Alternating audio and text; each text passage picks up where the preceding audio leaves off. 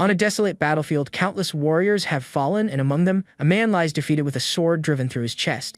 Hordes of monsters of every kind advance without mercy, destroying everything in their path in an overwhelming assault on humanity. Behind massive walls, the survivors gather, wounded and exhausted, awaiting the inevitable as the sounds of war echo in the distance. A young man named Koya starts questioning an older man, but the man cuts him off and insists on being called Big Brother. The man introduces himself with a confident smile, revealing that he is Kishiro, an F-rank hunter, the lowest rank of all. Koli Hidaka, who has yet to awaken his powers, asks whether it is right for a hunter to hit a civilian like him. The young man looks down on him, saying Tem is a talentless F-rank hunter who has had no abilities for 20 years and knows nothing about being a real hunter.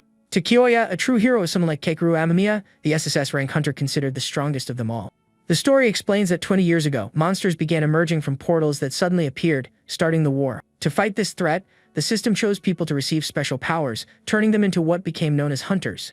It was these hunters who, using their new abilities, managed to save the world from the brink of total extinction. Among them, an overwhelmingly powerful group known as the Final 11 fought bravely to prevent humanity's annihilation. However, the monsters also had an absolute force known as demons, whose power far surpassed that of the Final 11. And so, cornered by the demons' assault, humanity was forced to retreat to its final line of defense. During an emergency meeting, it is revealed that 6 of the Final 11 have already fallen, leaving only 5 to face the demon army. Even in such a desperate situation, Kakuro Amamiya says they still have a chance. A female hunter reveals humanity's hope, an item capable of reversing the entire situation and giving them another chance. She holds a mysterious glowing hourglass, an artifact that appears to have the power to control time. The artifact releases an intense wave of light, activating its unique power and creating one final chance for humanity. Amamiya explains that it is a unique item called Return Point, which creates a portal that goes back 20 years into the past. However, only one person can pass through the portal, and that person will have the mission of traveling back in time to stop the demon invasion.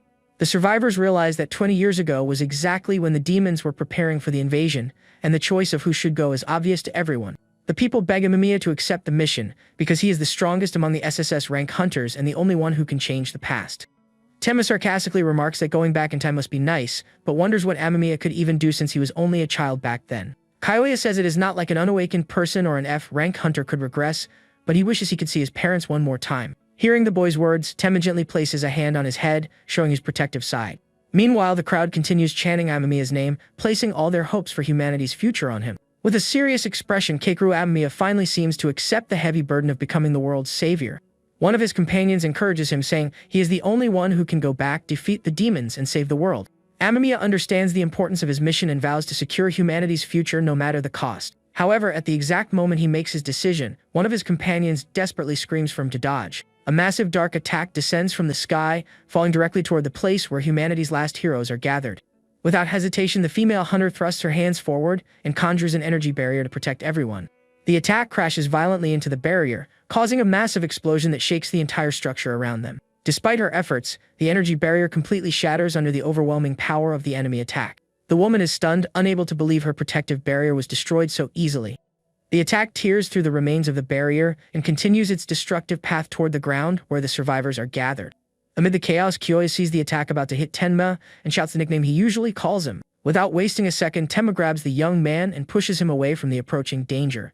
Tenma manages to throw Kaya to safety, but ends up directly in the path of the devastating attack. Kyoya screams in despair when he sees Tenma's expression, as Tenma seems to smile defiantly while facing his impending end. The powerful attack hits Tenma head-on, causing a huge explosion that destroys everything around him. Severely wounded, Tenma falls to the ground, unable to move, while Koya's voice echoes in the distance. The young man approaches, desperately calling him Konko, his face covered in wounds and tears. Without thinking twice, Kyoya runs toward Tenma, who is lying amid the destruction. With the last of his strength, Tenma smiles and reminds the boy that he asked to be called Big Brother. At that moment, an intense golden light completely surrounds Tenma's body, surprising everyone. A system window appears, stating that the distortion in time will be corrected while focusing directly on Tenma. The next notification confirms that the unique item Return Point has been used. To everyone's surprise, the system announces that the regression target is the F-rank hunter Tenmatsu Kishiro. A pillar of light shoots into the sky, carrying Tenma with it as the other hunters stare at the scene in shock. The light disappears, leaving behind only the ruined surroundings and the empty spot where Tenma had been. The female hunter and Kakuru Amamiya look at each other in confusion, unable to understand who just entered the Return Point portal. Keikaru Amamiya is stunned as he begins to realize what happened and that he was not the one sent into the past. The system detects a distortion in causality and begins an adjustment protocol to resolve the problem within 30 minutes. Tenma finds himself in a forest, confused, and wonders whether he really entered the portal after seeing a strange red system window. A new window confirms that the regression was successful and displays his status, revealing that he is 24 years old again. He looks at his reflection in the system screen and can barely believe that he truly became younger and traveled back in time. Kneeling in the middle of the forest, he wonders whether all of this is real and whether he is truly in the past. Suddenly, a sharp scream catches his attention, breaking the forest silence and pulling him out of his thoughts. Intrigued by the sound he just heard, Tenma quickly runs toward where it came from. Hidden behind a tree, he watches a small group of goblins armed with clubs and axes. He realizes he is inside a portal and laments that even after returning to the past, he is still afraid of ordinary goblins. Tenma knows that to leave the portal, he must find the exit or complete the mission, which seems impossible without any abilities. The red system window reappears with a countdown, showing that about 24 minutes remain. Unexpectedly, a fast-moving blade shoots toward the group of goblins up ahead. The creatures are caught off guard by the sudden attack and have no time to react at all. In the blink of an eye, the goblins are taken down with impressive speed and precision. One of the bodies falls near Tenma's hiding place, leaving him confused about what just happened. He believes another hunter is nearby and thinks that if he asks for help, he might be able to get out safely. However, the one responsible for the attacks is not a hunter, but an imposing goblin monster with glowing eyes. Tenma is terrified when he recognizes the creature as Chulain, the twin sword bearer, famous for his otherworldly techniques. He realizes he is facing a named monster, an extremely powerful entity well known among hunters. Suddenly, another hunter runs past him, desperately fleeing and screaming for help. The fleeing hunter shouts that someone in the forest is taking down both monsters and hunters without any distinction. His escape is cut short when he comes face to face with Chulain, who appears in his path with a threatening aura. The hunter freezes in fear, unable to understand how the monster appeared in front of him so quickly. Chulain slowly raises his sword, preparing to deliver the final blow to the terrified man. The monster swings his weapon with full force, aiming directly at the hunter, who has nowhere left to run. Before the strike can hit him, Tenma acts on instinct and throws himself into the hunter, pushing him out of the blade's path. The force of Chulain's strike is so intense that the ground shatters, and Tenma is thrown backward along with the hunter he saved. Even while being hurled away, Tenma manages to protect the other hunter, taking most of the impact from the fall. The man he saved is completely shocked, unable to understand why a stranger would risk his own life for him. Seeing the hunter frozen in place, Tenma wastes no time and quickly grabs the sword that fell to the ground. He yells at the other man to run, and the two desperately flee through the forest to escape the monster. Chulain remains standing in the crater created by his attack, watching his targets flee with a furious expression. The named monster growls in irritation after missing his attack and allowing the two hunters to escape his grasp. After running for a while, Tenma and the other hunter stop, exhausted, and Tenma suggests that they rest for a moment. The hunter asks what that goblin was, while Tenma collapses to the ground, frustrated by his terrible stamina. Lying on the ground and gasping for air, Tenma notices a familiar emblem on the shoulder of the hunter's armor. He immediately recognizes the symbol as the crest of the Night Crow Guild, a well-known hunter organization. Tenma asks whether he belongs to that guild, and the man confirms it, explaining that his team was supposed to secure that portal. Hearing this, Tenma comes to a horrifying realization and understands that he is at the exact location of the infamous Night Crow Guild incident. This was the event where the entire guild was wiped out by Chulain, who appeared inside an F-rank portal and even took down the rescue team. Realizing that everyone there is destined to die, Tenma understands that his only priority is getting out of that place as fast as possible. He gets up and asks the other hunter if he has a spare weapon, suggesting that they escape that nightmare together. The man agrees and begins opening his inventory to retrieve an item, seemingly willing to cooperate with Tenma. However, the guild hunter is suddenly pierced by a blade from behind, catching Tenma by surprise.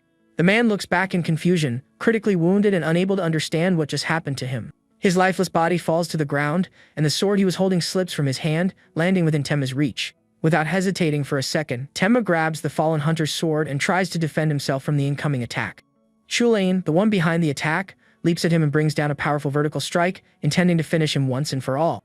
With great effort, Tenma manages to raise the sword in time to block the named monster's overwhelming attack. The impact of the two blades creates a devastating shockwave that destroys the trees and ground around them. The force of the blow is so overwhelming that Tenma is violently thrown backward, with no chance to resist. He lands flat on his back with a heavy thud, the impact of the strike reverberating through his entire body. Severely wounded, he is stunned that a single strike from Chulain nearly finished him.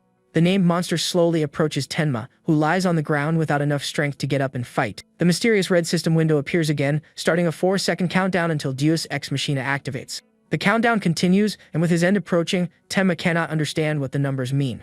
In what he believes are his final moments, he regrets returning to the past only to be taken down and wonders whether Amamiya would have met a different fate. He despairs at the thought that humanity's last hope was wasted because someone as weak as him was the one who went back in time. When the countdown reaches 0, Tenma cries, believing the chance to save everyone has ended in the most pathetic way possible. At that moment, the Deus Ex Machina protocol is executed and the system announces that it will repair Tenma's flaws and adjust causality. a new notification appears informing him that he has acquired an EX rank trait called Talentless Adjustment.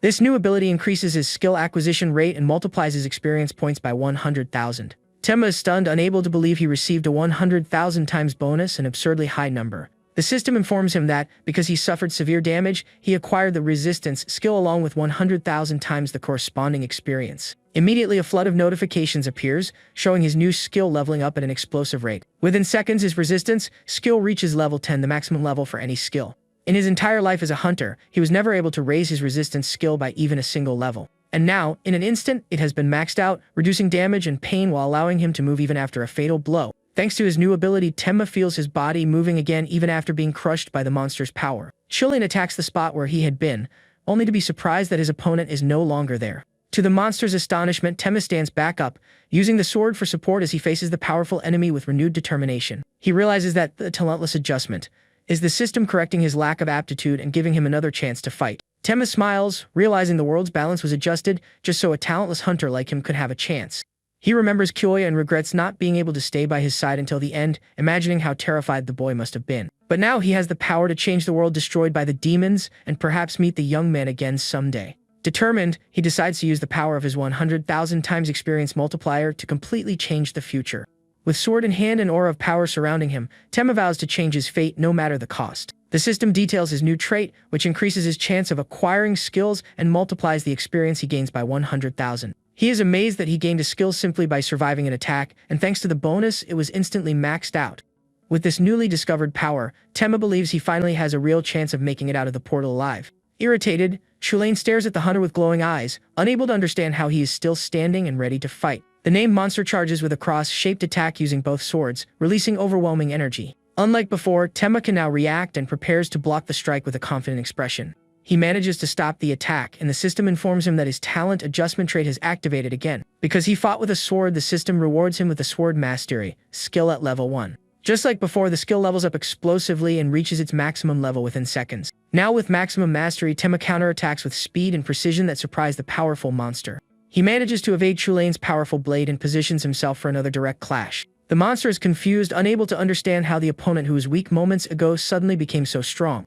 Tenma looks at the sword's blade and is shocked to see that his sword mastery skill has also been maxed out. He reflects that normally someone would need to be born talented or trained for years, but his new trait completely changes the rules.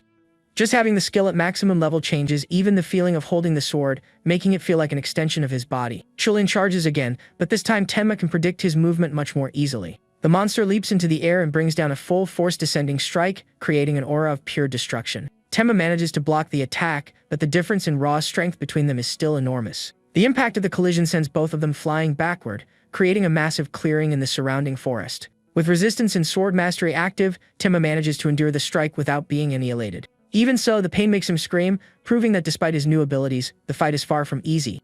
Gathering his strength, he uses his technique to repel Chulane's attack and force him back for a moment. Even though he defended himself, the blow still pushes him far away, showing the named monster's clear physical superiority. Chulane seems to be enjoying the fight and even picks up one of his severed fingers, showing that he still is not fighting seriously. Tenma realizes the overwhelming gap in power and understands that simply defending will not be enough to win. The monster begins spinning his swords at high speed, preparing an area attack that looks impossible to dodge. Tenma uses his sword mastery to block the barrage of strikes, but he knows he cannot keep this up forever. He realizes the clash has become a battle of endurance, and that he needs to focus on reading Chulane's next move. By intensely focusing on his opponent, he acquires the Perception skill at level 1, opening a new path to victory. Thanks to the experience bonus, his new Perception skill also levels up instantly, passing through every stage. In the blink of an eye, the system informs him that Perception has reached its maximum level. Faced with another attack from Chulane, Tenma prepares himself, sensing a drastic change in how he sees the battlefield. A blue aura surrounds the hunter, and his view of the world expands, allowing him to process information in a superhuman way. Tenma is surprised by the sudden change in his field of vision, perceiving the world in a completely new way. With his enhanced perception, he can now see everything around him, including the exact trajectory of the monster's attack. For the first time, he can anticipate the strike of a powerful enemy and moves to dodge with newfound confidence. Using his new ability, he evades Chulane's attack with flawless precision, leaving the monster surprised. The named monster strike hits the ground, opening a massive fissure where Tenma had been only a second earlier. He marvels at the power of perception, able to sense every leaf and plant around him with incredible clarity. Tenma realizes this is a high-level ability, something only the strongest hunters in the world possessed. He wonders whether this is the world high-ranking hunters see, while Chulane stares at him with suspicion and irritation. The monster draws a new weapon, a dagger, preparing for a faster and more unpredictable attack. With a sinister smile, Chulane prepares to test the limits of the hunter, who suddenly became much stronger. He launches himself forward at incredible speed, charging at Tenma with the intent to finish him. Chulane slashes quickly with his dagger, but Tenma manages to block it with his sword at the last second. The monster does not stop and begins a sequence of spinning attacks with both blades, creating a whirlwind of steel. Tenma is forced to retreat, defending against attacks coming from every direction without a single opening to counterattack. He blocks one strike, but the next attack is so fast that it seems to leave a trail in the air. The afterimage of the attack fools Tenma, showing the incredible speed and technique possessed by the named monster. He realizes he cannot fully block the attacks and needs more agility to survive. Focusing on evasion, he concentrates on taking a single step backward to create the distance he needs. That simple backward movement activates the system once again, granting him the footwork skill at level 1. As expected, the experience bonus activates, and his new movement skill instantly reaches its maximum level as well. With the new skill, Tenma jumps backward, but the force of the movement is so great that it surprises him. He is launched much farther than expected, demonstrating the power of a max-level movement skill. Tenma recovers from the jump and admits to himself that he never intended to leap that far. Chulane grows even more irritated when his opponent escapes and reattaches the finger he had lost. Tenma feels his steps becoming incredibly light and prepares to combine his new abilities. Now with sword mastery and footwork at maximum level, he feels he can finally fight on equal footing. Filled with confidence, he charges toward the monster, believing he now has the power needed to win. Chulane reacts quickly and throws his dagger at Tenma with impressive force and precision. Using his combined abilities, Tenma moves with superhuman agility and perfectly dodges the dagger.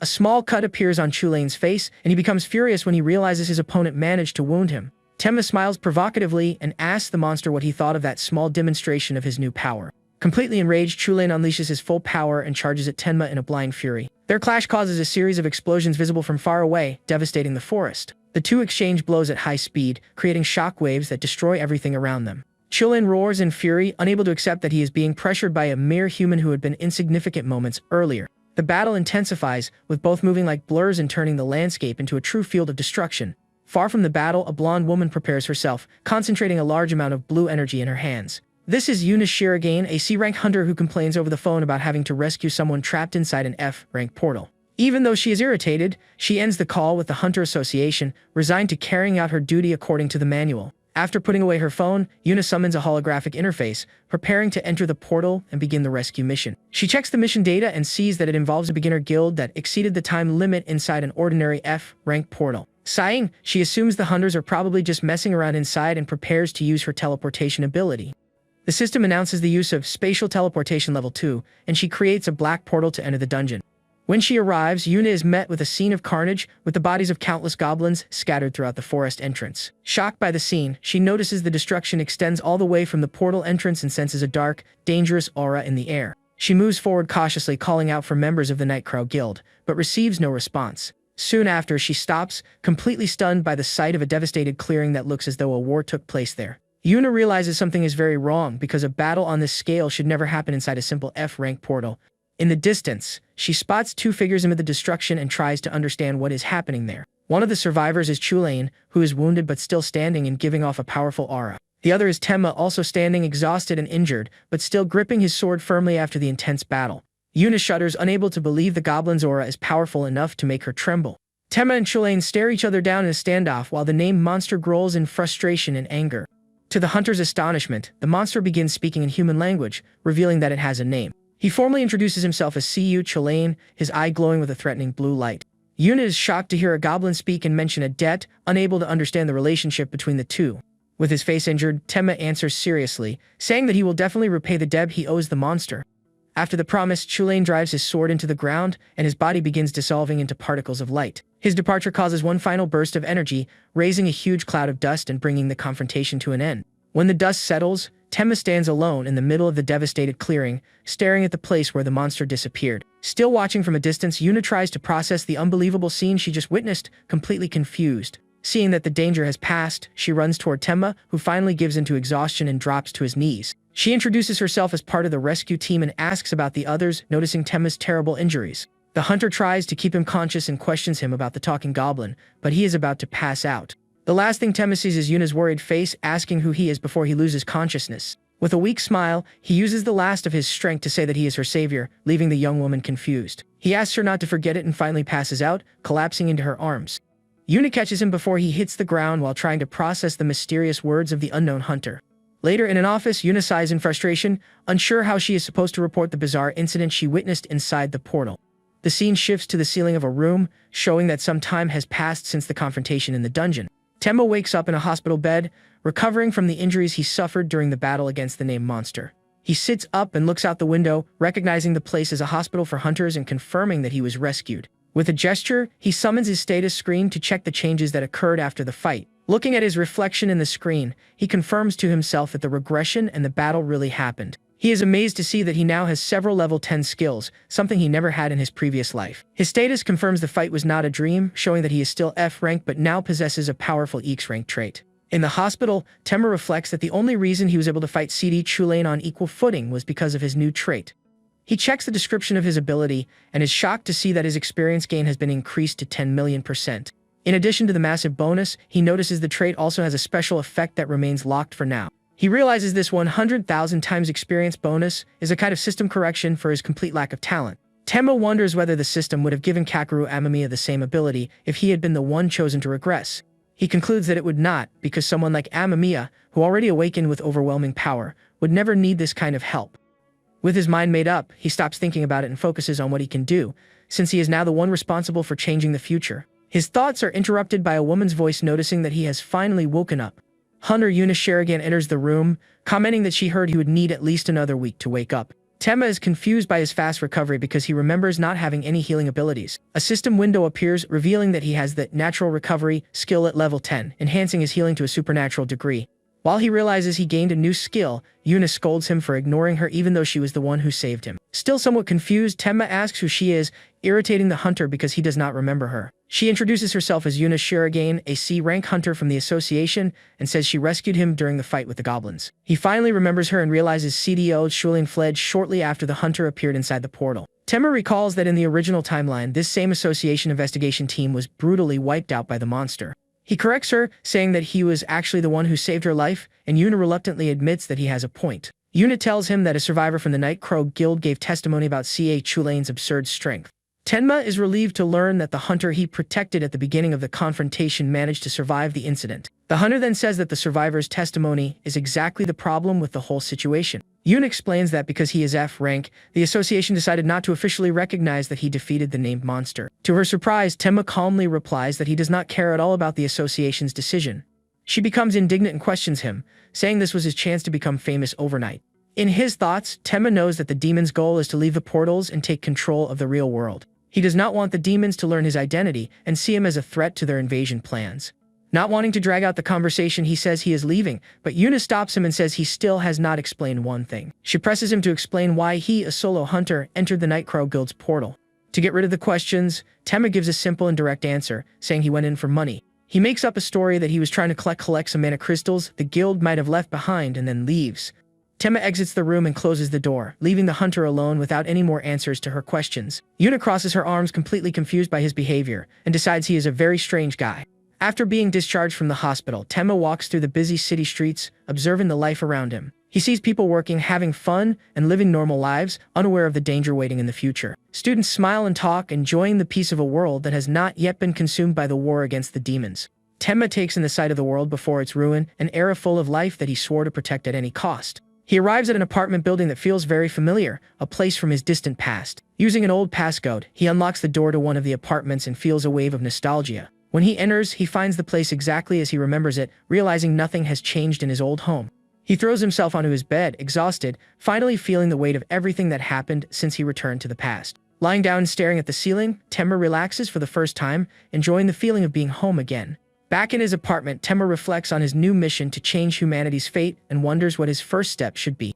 He thinks that under normal circumstances, the association's heroes would already be moving to uncover the truth behind the Night Crow Guild incident. He comes up with an idea but quickly realizes its flaw, because since he solved the incident himself, it is almost as if the event never happened. He goes back to analyzing the details of his new trait, Talentless Adjustment, which completely changed the rules of the game for him. Tenma understands that from the moment he received this ability, the past had already been altered, and he is the only one who can truly act. With renewed determination, he decides to become stronger than anyone else so he can stop the incidents that accelerate the end of the world. Fortunately, he was an avid reader of Hunter Monthly magazine, so he knows most of the major events that will happen in the future. The problem is that even though he remembers the major events, he cannot recall the most important details of each one.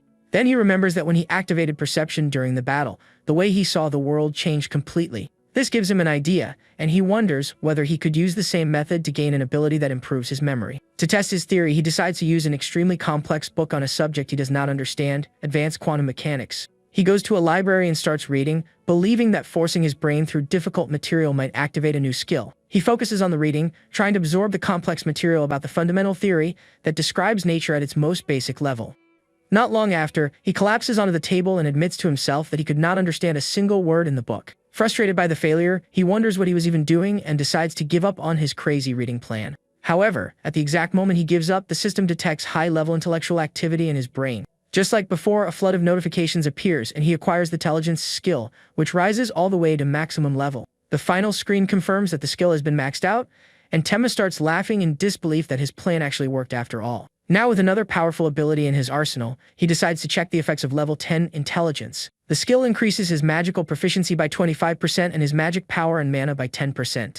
He then gets another idea and wonders what would happen if he used intelligence and perception together to recall the past. Temma sits down again and focuses, preparing to activate his abilities and dive into his lost memories. The system confirms that he is accessing the realm of subconscious memory, activating both of his maxed-out abilities. Inside his mind, he focuses on a single goal, remembering everything he experienced and learned in his previous life. Scenes from his lost future begin to appear, showing everything he built and experienced in that world on the verge of ruin. The action grants him the memory search skill, which is also maxed out, allowing him to remember everything perfectly. The process ends and he returns to reality, now able to access all the information from his previous life. With a confident smile, he prepares to put his new knowledge into practice and truly begin changing the future. The first memory he recovers is of a specific cafe, a place he desperately needed to remember for some reason. With his memory restored, he finally remembers the pattern lock needed to unlock his old phone. Inside the cafe, he uses an ATM, and to his relief, finally remembers the password to his bank account. However, he discovers that he only has 2,782 yen, realizing that being broke has not changed. While he laments his financial situation, the cafe employee tells him that his order is ready. Temma picks up his drink and takes a sip, enjoying a small moment of normalcy in the middle of his enormous mission. Sitting outside, he sighs and feels alive again, appreciating the piece of the world he needs to save. He looks over the city and decides this is where everything begins, planning to find and eliminate the hidden demons before they become stronger. His first target is Set the Growth Demon, the first major threat that revealed itself to humanity in the past. At that moment, his phone rings and the caller ID shows the name Hiroki Gondo. He does not recognize the name and wonders who could be calling him at that moment. When he answers, a voice on the other end calls him an Huckstra and says they are collecting mana stones. The caller orders him to go to Seikyo Shichioji City, and Tenma uses memory search to figure out who is calling. He remembers that as an F-rank hunter, he worked as a substitute for guilds inside portals and was hired through a temp agency. Gondo, the agency leader, yells at him to hurry up, but Tenma calmly replies that he cannot go. In a serious tone, he explains that he simply does not have enough money to pay for a taxi to the location. After the unexpected response, the call abruptly ends, leaving Tenma sitting silently in the cafe. A short while later, a yellow taxi stops in front of the cafe as though it had been sent for him. Tenma smiles, knowing Gondo would send transportation for him anyway, and checks his status one more time. He reviews his maxed-out abilities, satisfied with the progress he has made in such a short time since his regression. The taxi quickly takes him to Seikyo Shichioji City, where the new mission will take place. When he arrives, he finds a team of hunters gathered in front of a portal, waiting for instructions. Tenma smiles, realizing this will be a great opportunity to test his new abilities in a controlled environment. He confidently walks toward the bridge leading to the portal, ready to join the team and begin the raid.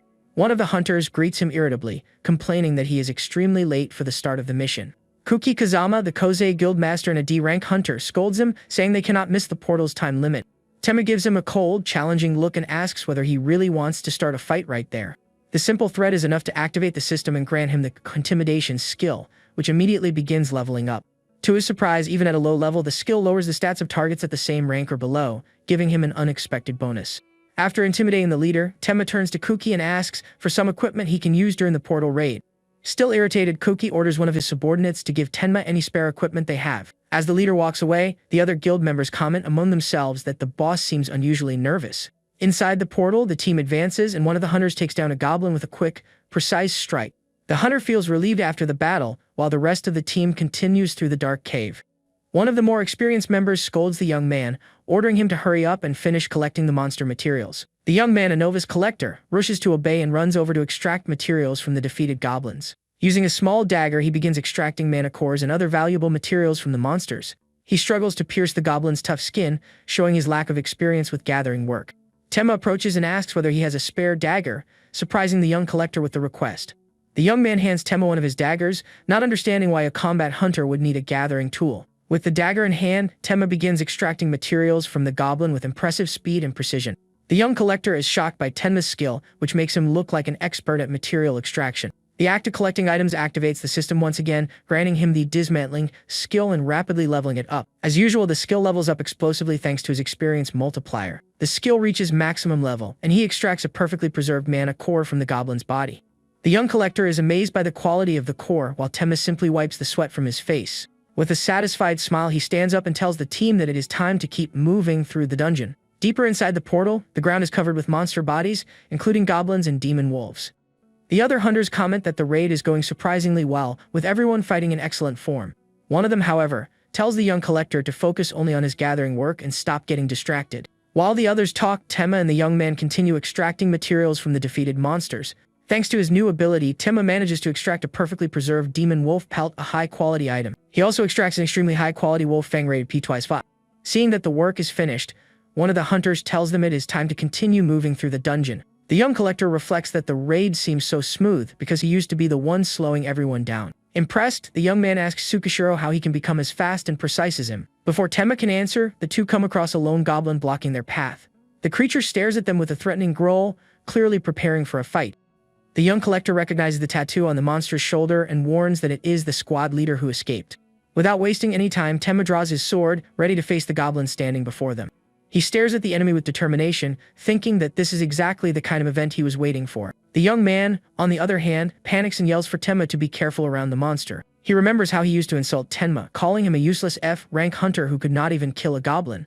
The goblin leader, meanwhile, wears a confident smile, completely underestimating his opponent. With a simple hand gesture, the creature signals to its allies who are hiding nearby. At that moment, several more goblins begin emerging from the shadows, completely surrounding the pair. Within seconds, Tenma finds himself surrounded by a squad of 5 goblins ready to attack. The collector panics, certain that a lone F-rank hunter has no chance and that they are finished. Without hesitation, the creatures all charge Tenma at once to take him down quickly. In response, Tenma activates intimidation, and his eyes glow with a frightening red light. An overwhelming aura erupts from him, instantly paralyzing the goblins charging in his direction.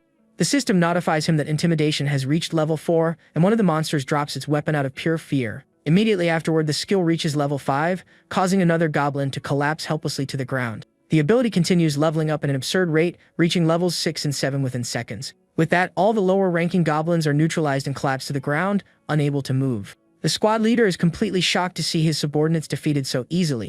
Tenma smiles, thinking about just how incredible and powerful his new intimidation skill is. He then turns his head to the side after remembering that he is not alone in the corridor. The young collector is completely passed out from fear, looking as though his soul is leaving his body.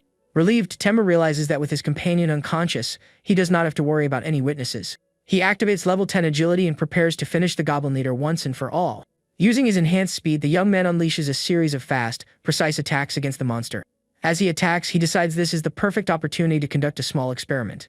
His strikes continue without stopping, hitting the creature from every angle with impressive force. Despite being severely wounded, the goblin leader surprisingly manages to remain standing. Tenma realizes that simply fighting did not grant him a new ability, because gaining one still requires genuine effort. He laments that his trait makes learning the basics easier, but does not change the fact that he has no talent. Frustrated by this realization, he prepares to end the confrontation once and for all. With a fast, precise movement, Tenma charges forward and delivers one final decisive strike against the creature. The goblin leader can no longer withstand the attack and falls to the ground, completely defeated. At that moment, a notification appears, informing him that the effect of his special trait has activated. The experience he gained is multiplied by 100,000, causing him to level up explosively. Suddenly, a notification announces that he has reached level 20, leaving Tenma completely confused. He finds it strange that he jumped straight to level 20 and became locked there, since technically he did not defeat the final boss. The system explains that while his level is locked, he can only progress again after completing his awakening mission. These missions occur every 20 levels, and until they are completed, the hunter receives points instead of experience. Those points can then be used to buy various items directly from the system shop. As he studies the screen, the panel releases a small burst of energy into his hand. Tenma wonders when his awakening mission will appear and decides to wait before spending his points. He turns to the unconscious young collector and wakes him up, saying it is time to start extracting materials. Still somewhat dazed, the young man slowly gets up without understanding what happened. When he looks ahead, he is shocked to see all the goblins lying defeated on the cave floor. Panicking, he asks what happened to the goblin captain and all the other monsters that surrounded them. Tenma lies, saying someone else must have defeated them, and rushes the young man to start the gathering work. Without asking any more questions, the two begin the tedious process of extracting materials from the monster bodies. While the collector works with complete focus, Tenma watches him from a distance, keeping the secret of his power to himself. Taking advantage of the distraction, he discreetly opens his status window to check his information. The screen shows that he is level 20F rank with all of his basic skills maxed out at level 10. The detail that catches his attention most is the fact that his level 20 is currently locked. He thinks he cannot simply stand around waiting for the awakening mission to appear if he wants to keep training. At that moment, a new notification appears, informing him that he has reached the maximum level for an F-rank hunter. Another screen appears right afterward, warning that the difficulty of his awakening mission will be increased. Kneeling down, Tenma becomes intrigued as he tries to understand exactly what an increase in mission difficulty means. His eyes widen in shock as he begins to understand the implications of the mysterious message. With a drop of sweat running down his face, he realizes this situation could be very bad for him. He keeps staring at the notification, still processing just how dangerous the situation has become. After thinking it over, he concludes that the situation is not merely bad, but completely insane. In the background, the young collector continues working, completely unaware of Tenma's existential crisis. Tenma, however, gives the notification a sinister smile, seeming excited by the challenge ahead. The mission reveals an incredible reward evolution of his trait, an experience multiplier, and removal of the skill level cap.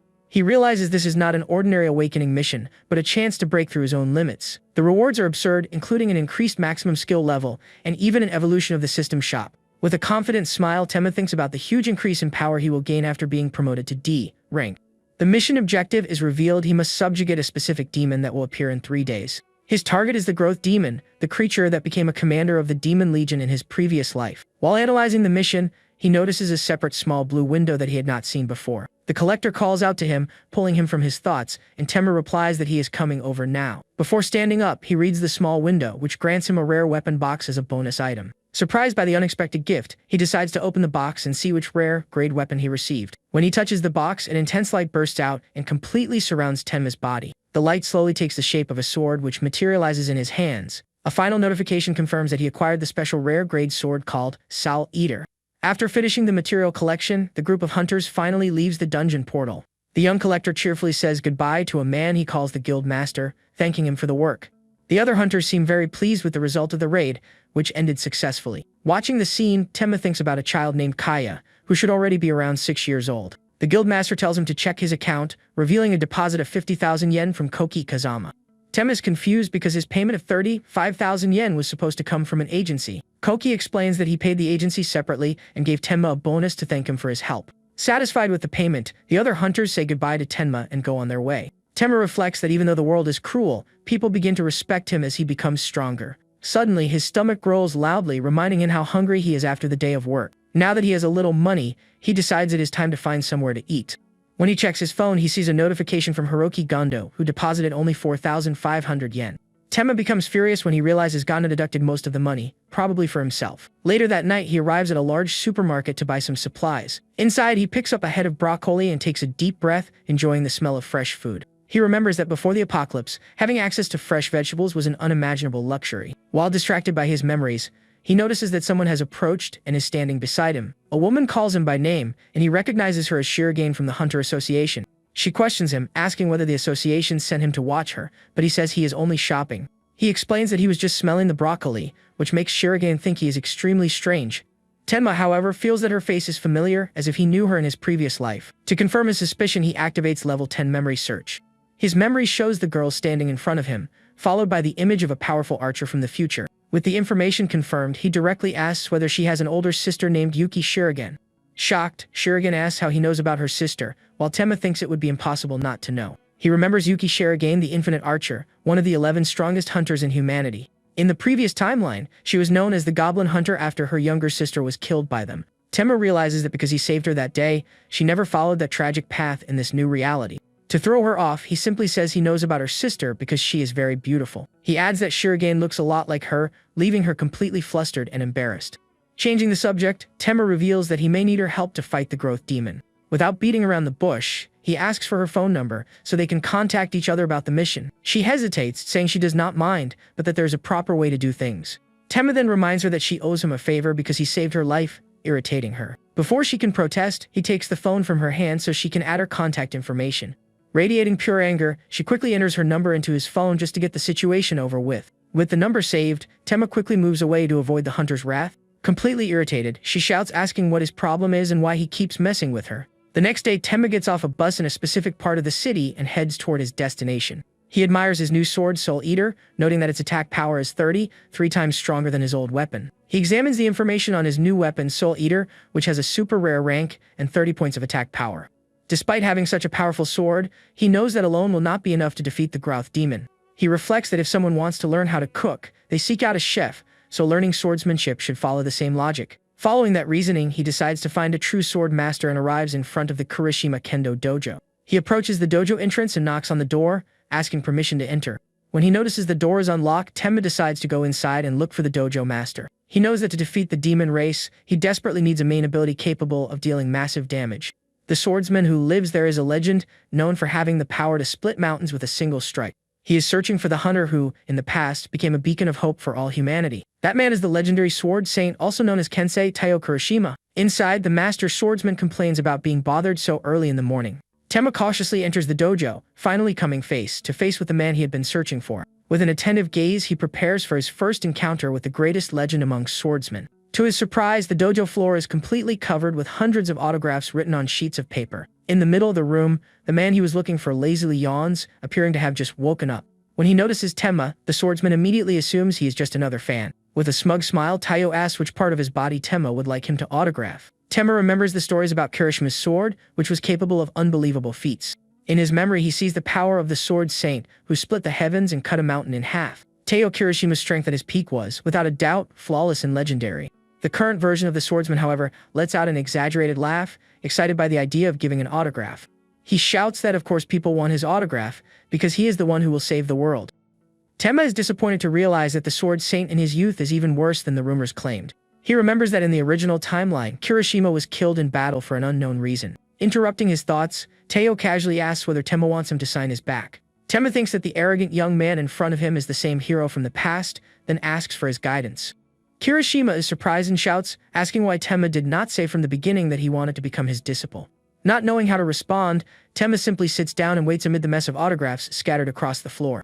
The swordsman explains that he spent the last month obsessively practicing his signature for his fans. He then asks how Temma found him, since he only registered as a hunter and has never completed a mission. Taiyo turns with a serious look, trying to understand how the young man discovered his secret location. With a smug smile, he assumes Temma saw his technique during the measurement exam and fell in love with it at first sight. Temma cannot hold back and ends up laughing at the sword saint's arrogance and inflated ego.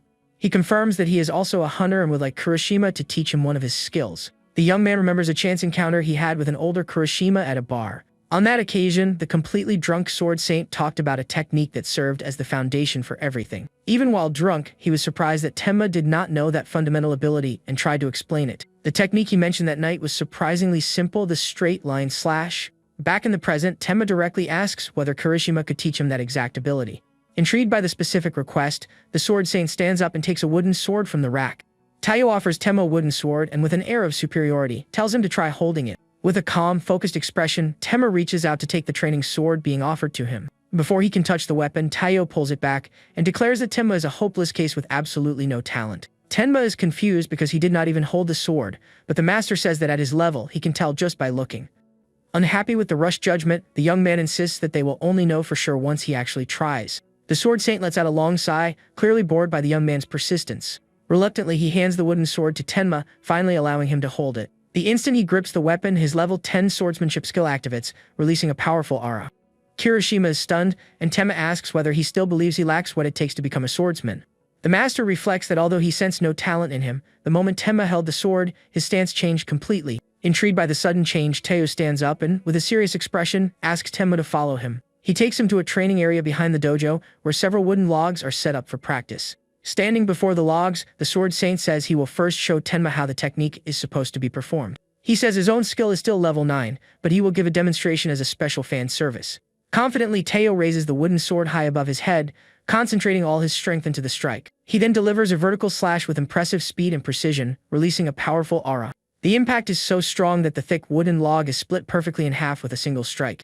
After the demonstration, he hands the sword to Tenma and challenges him to replicate the feat. With a focused expression, the young man raises the training weapon, preparing to deliver his own slash. However, his strike simply bounces off the log with a dull sound, causing no real damage to the wood. Kirishima thinks to himself that he knew from the beginning the young man had no talent for the sword. Tenma does not give up and keeps striking the log repeatedly, but can do nothing more than leave scratches. The master sighs, thinking that at this rate, the young man will need 10 years to learn such a basic technique. He wonders whether there is another explanation for the aura he saw earlier, thinking he would have already kicked Tenma out if he were not a fan. Deciding to give him a hint, he tells Tenma to connect the sword with the heavens when raising it. He finishes the explanation by telling him to imagine the connection between heaven and earth as he brings the blade down. Although the instruction is vague, Tenma seems to understand the idea behind those words and prepares to try again. He strikes the log once more, but the result is still a complete failure. Running out of patience, Teo declares that Tenma is a lost cause and suggests ending the training there. Suddenly, he hears a different sound from the impact and becomes surprised because that should not be possible. A bluish light shines from the point of contact, and the wooden sword begins cutting into the surface of the log. Kirishima watches in disbelief as Tenma continues the motion with perfect form. The path of the sword becomes sharper and sharper, cutting through the wood cleanly and precisely. Seeing the sudden and drastic improvement, the sword saint is stunned and thinks that what he is witnessing is impossible. Tenma's slash continues forward, cutting through the full thickness of the durable log. With one powerful strike, he finally splits the log into 2 pieces. The young man finishes the motion with perfect posture, standing over the log he just cut apart. Surprised, Kirishima admits that he was wrong and takes back what he said about Tenma having no talent. Regaining his composure, he points at Tenma and says that what he just did is not the true straight-line slash. He then reveals the real challenge, explaining that Tenma must be able to cut through 4 logs in a row, not just one. Teo doubts he can do it but allows Tenma to attempt the challenge, and the young man prepares to accept it. The calm determination in Tenma's response leaves the sword saint completely confused and surprised. Standing before a row of 4 logs, Tenma positions himself with the wooden sword, ready to begin the test. Following his master's instructions, Tenma raises the training sword, symbolically connecting it with the heavens. Watching the young man's stance, Teo notices something extraordinary and thinks that what he is seeing cannot be real. With one fluid movement, Tenma brings the sword down, releasing an aura of power that slices through the air in front of him. His single strike cuts through all 4 logs at once, and the system notifies him that he acquired the skill directly at level 10. The attack not only cuts the logs, but also leaves a long trail of energy across the ground, showing its power. Completely shocked by what he just witnessed, the sword saint falls to the ground as his legs give out. Teo cannot understand how it was possible, while Tenma shows a faint smile of satisfaction with the result. Later, as the sun sets over the city, the scene shifts to a modern apartment. Shirogane, the association employee, uses her teleportation ability to arrive home with her groceries. Inside, her older sister scolds her for using such a powerful ability so carelessly. SSS rank hunter Yuki Shirogane warns her that she might not have enough power left when she truly needs it. Yuki then notices that her sister's face is completely red and asks what is wrong with her. Shirogane tries to brush it off, but her sister keeps pressing, commenting that she is acting very strangely. She insists that nothing special happened and, changing the subject, takes off her glasses to clean them. With her face still flushed, she gathers her courage and asks her sister whether she knows a man named Tematsukashiro. She repeats the question, clearly curious to know whether her famous sister has ever heard of him. After thinking for a moment, Yuki says no and that she has never heard that name before.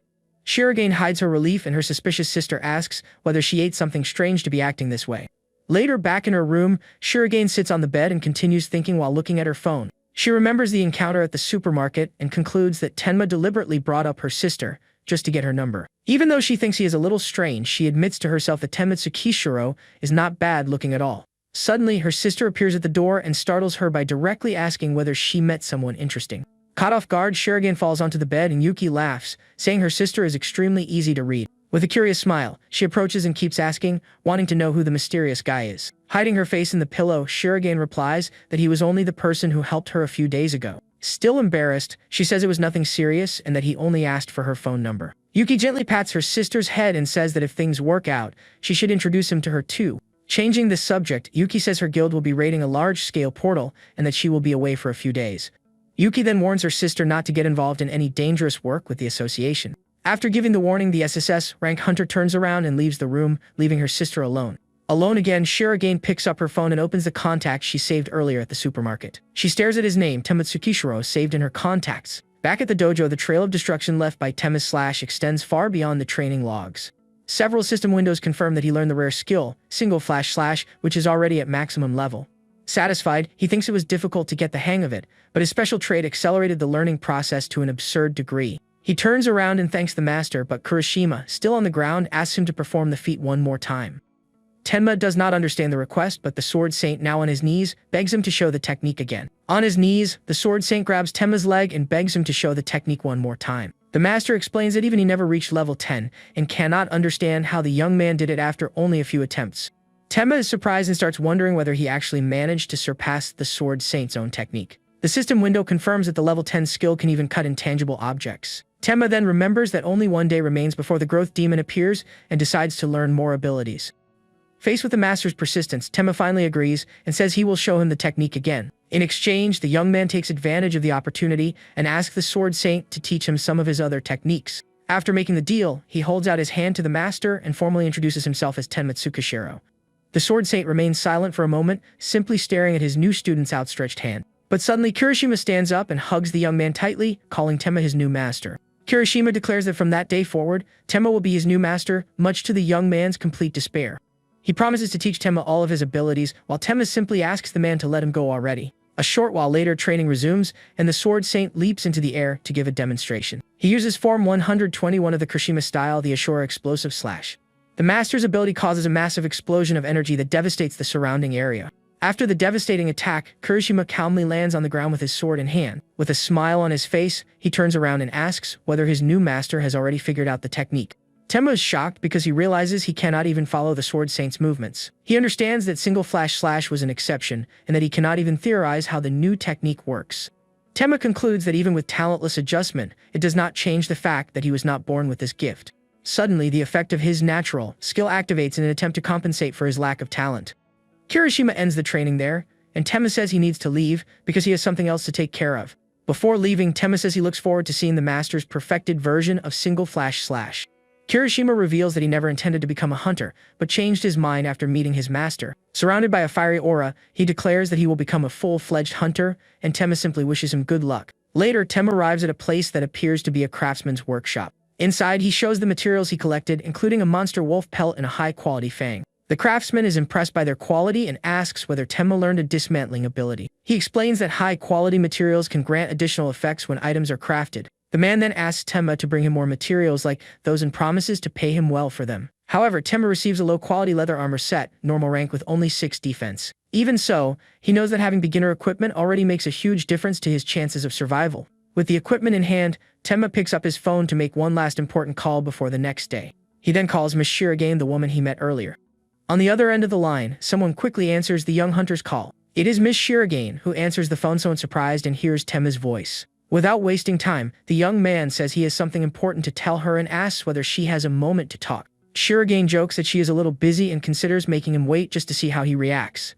However, the woman turns serious the exact moment Tenma says the matter concerns the irregular gait.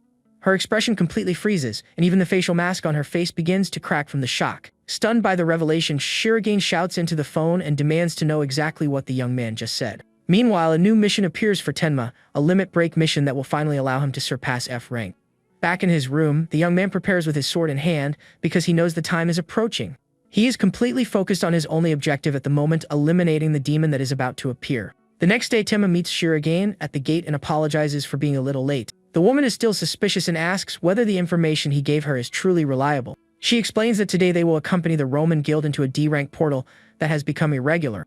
Before they go, Shirogane says there is one more important thing she needs to tell the young hunter. But suddenly, the woman starts running in a hurry and tells Tenma to follow her quickly. Caught off guard, Tenma has no idea what is happening and simply asks her to wait a second. At the location, 2 hunters from the Roman guild are waiting, Hunter Mayu Misaki and Hunter Taiga Sejima. Shirogane introduces herself as Yuna from the Hunter Association, and the other girl introduces herself as Mei. She asks who Tenma is, and Yuna explains that he is there to provide support in case anything unusual happens. The leader Taiga introduces himself as the guild master and immediately warns them not to interfere with the operation.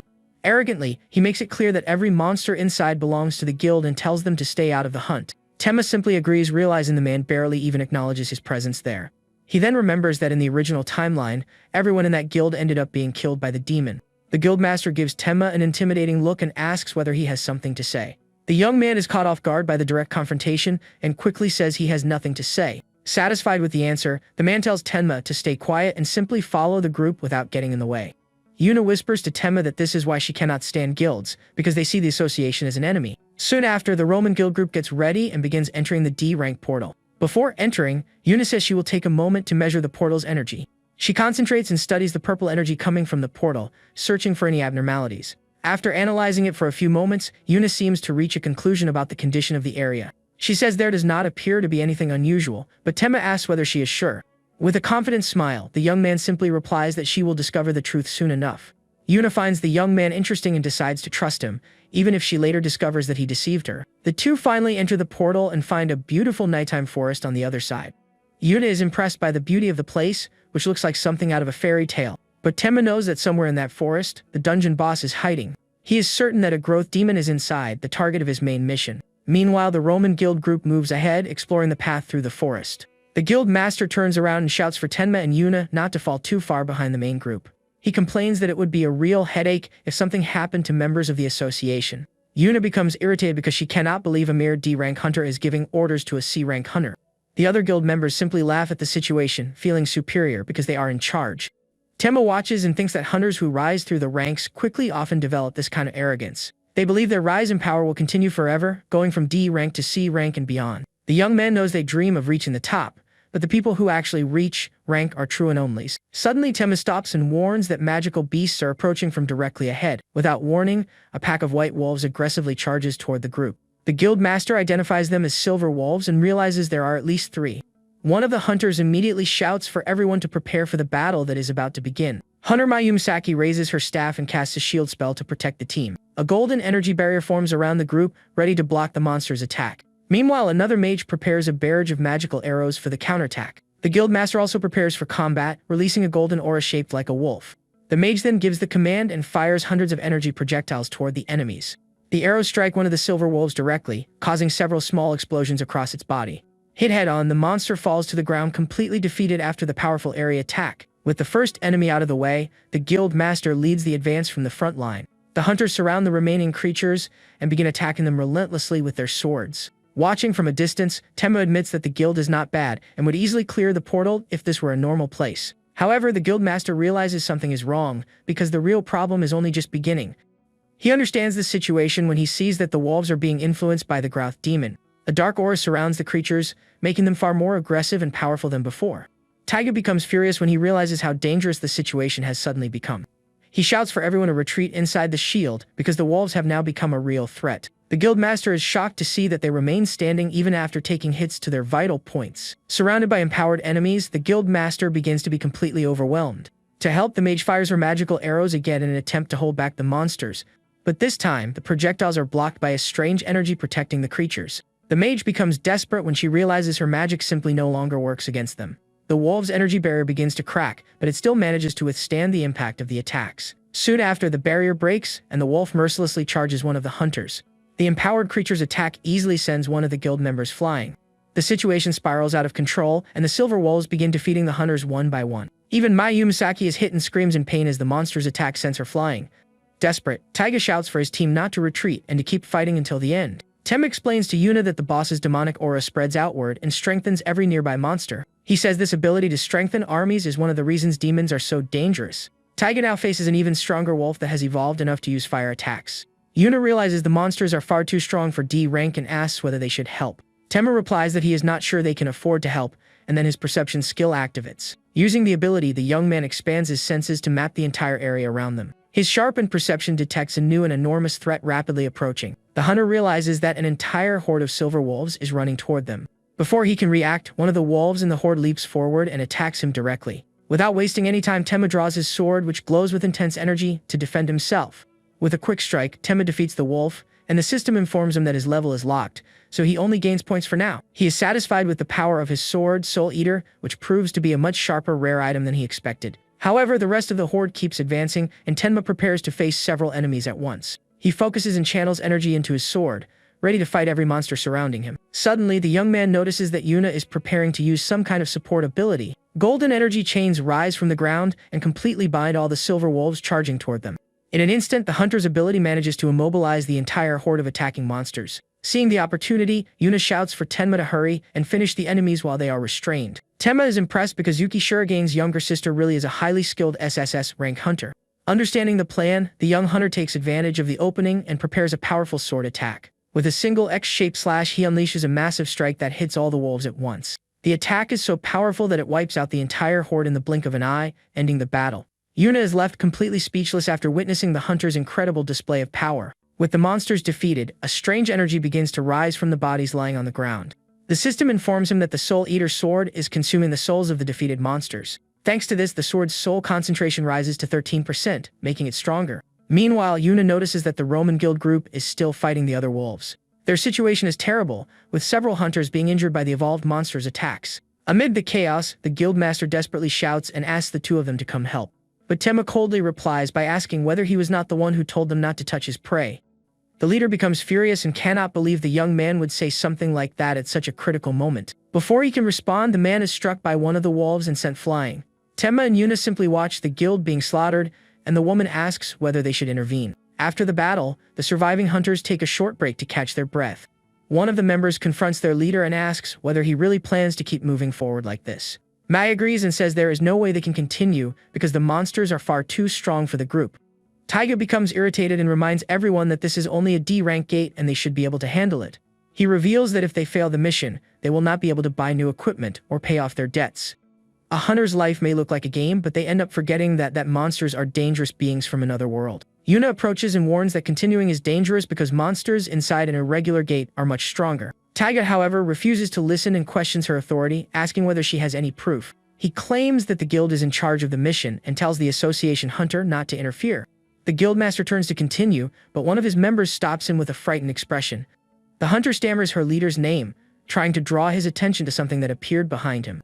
Terrified, she points toward the darkness of the forest, where a new and enormous threat has appeared. Deep in the darkness, two enormous glowing red eyes stare at the group of hunters in the camp. Suddenly, a gigantic paw surrounded by a red aura steps into the clearing with incredible force. The true dungeon boss, a colossal wolf, finally appears before them, stepping over the bodies of the fallen monsters. The demonic creature lets out a terrifying roar that echoes throughout the dark forest. The sheer power of the roar creates a shockwave that sends every guild member flying. Lying on the ground, the guild members are completely terrified by the creature's enormous size. Unlike them, Tenma remains in a fighting stance, analyzing the new and dangerous enemy. Tenma confirms his suspicions when he sees that the colossal wolf is the true boss of the gate. The creature's presence is so overwhelming that it paralyzes every guild member with pure fear. The system reports that the silver wolf boss released a roar affecting everyone across a wide area. The monster's roar inflicts a state of fear on the hunters, causing them unbearable headaches. Feeling the effect, Tenma shouts for Shirogane to use her escape magic as quickly as she can. Yuna fights against the mental pressure but warns that she cannot concentrate and will not be able to hold out much longer. Tenma's resistance to the effect causes the system to reward him with the new mentality skill. With the new skill, his resistance to mental status effects increases by 9 points at once. Thanks to the sudden increase in his mentality, Tenma finally manages to break free from the fear effect. Meanwhile, the guildmaster, still panicking, realizes their only option is to run if they want to survive. One of his companions, lying on the ground, reaches out and begs her leader for help. But in an act of cowardice, Taiga pushes the girl's hand away and leaves her behind to save himself. Without thinking twice, the guildmaster starts running alone, abandoning his entire team. Tenma knows the escape magic will not work if they split up, so he decides to stop the retreat. To control the situation, the young hunter activates his level 7 intimidation skill. An overwhelming pressure hits every nearby target, forcing them into a deep state of intimidation. Paralyzed by the fear induced by Tenma, the guildmaster who was trying to escape passes out on the ground. Yuna takes advantage of the opening, focuses, and begins casting spatial teleportation to get everyone out of there. Seeing their attempt to escape, the giant wolf charges toward the group before the spell can be completed. At the last second, Tenma rushes over and makes sure Yuna and the others enter the teleportation circle. The monster's massive jaws rapidly close in, ready to devour everyone at once. Fortunately, the spell activates in time, and the group disappears, leaving the wolf to bite nothing but air. They reappear in another part of the dungeon, all lying on the ground but alive and away from immediate danger. Relieved, Mai recovers and realizes they managed to survive the dungeon boss's attack. However, Yuna notices something is wrong, because the teleportation should have taken them to the gate's exit. She then turns to the group and gives them the bad news, informing them that the exit from that place is closed. Tenma explains that because it is an irregular gate, the exit will only appear after the boss is defeated.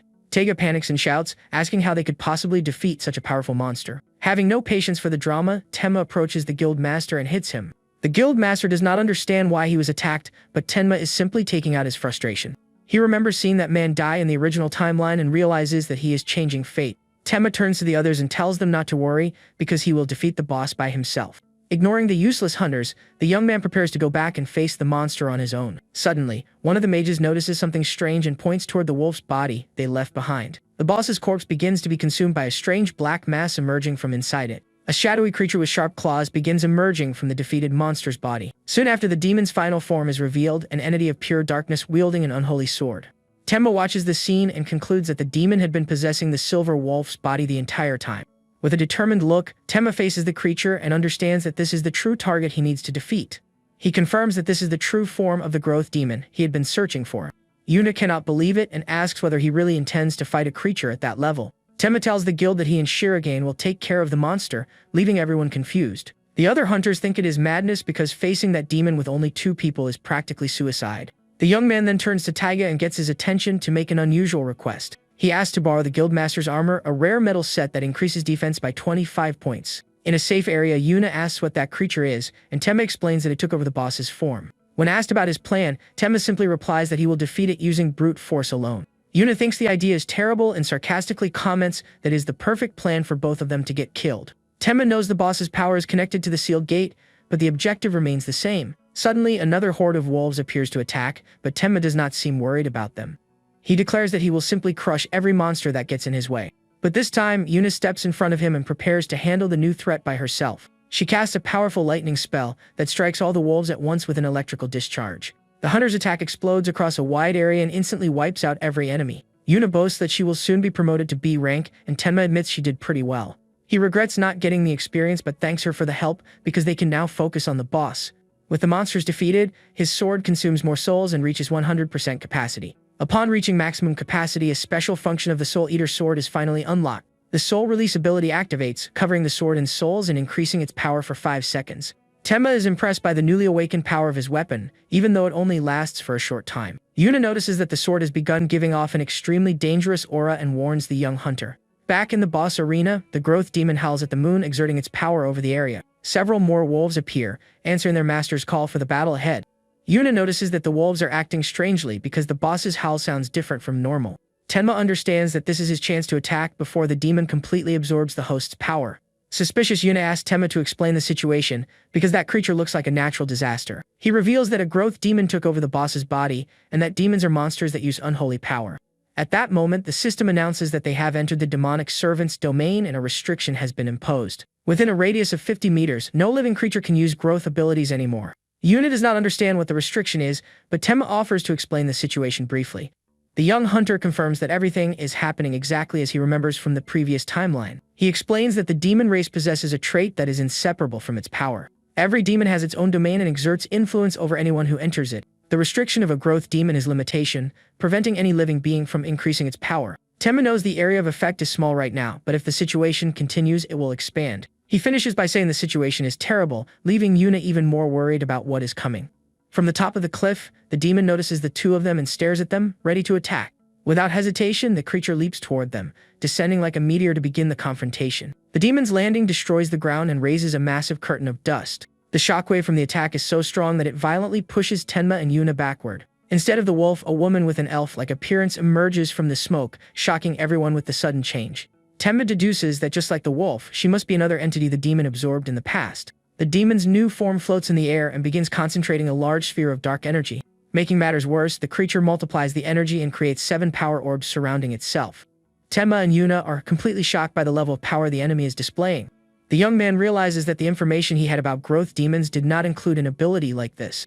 He concludes that the demon probably stole this ability from the elf it used as a host. Seeing the attack being prepared, Tenma tells Yuna get ready and wait for his signal to dodge. To predict the attack, he activates his max-level perception skill to analyze the enemy. Using his enhanced vision, he carefully watches the flow of energy, so he will not mistime the dodge. The demonic elf then launches one of the energy orbs directly toward the 2 hunters. Tenma tracks the projectile's path, which seems to follow every movement they make with precision. At the exact moment before impact, the young man finally shouts the signal for them to dodge. The dark energy projectiles converge and strike the spot where the 2 had been 1 second earlier.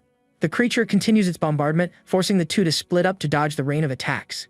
Tenma runs at high speed, narrowly avoiding the energy explosions surrounding him. To increase his speed, the system automatically activates his level 10 agility skill. Immediately afterward, footwork also activates to improve his movement. He still needs to use his taijutsu skill to keep dodging the attacks in succession. Even with all his abilities active, he can barely escape the demon's barrage of attacks.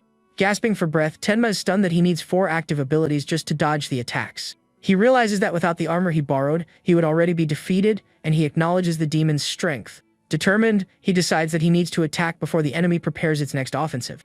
The demon looks slightly bored and begins preparing another energy orb to attack. Seeing an opening, Tenma charges forward at high speed to attempt a direct counterattack. However, the creature notices him and creates a much larger and more powerful sphere of energy to stop him.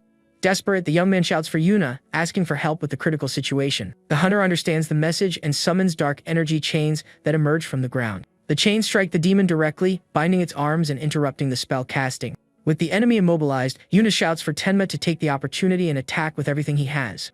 Without wasting a second, the young hunter charges forward to unleash his most powerful strike. He prepares to use one of the techniques he learned, the famous Kirishima sword style. Tenma channels all his energy into the blade and unleashes the powerful straight-line slash. A massive beam of light tears across the battlefield and strikes both the demon and its orbs head-on. After the attack, Tenma lands on the ground confident that his decisive strike finally worked.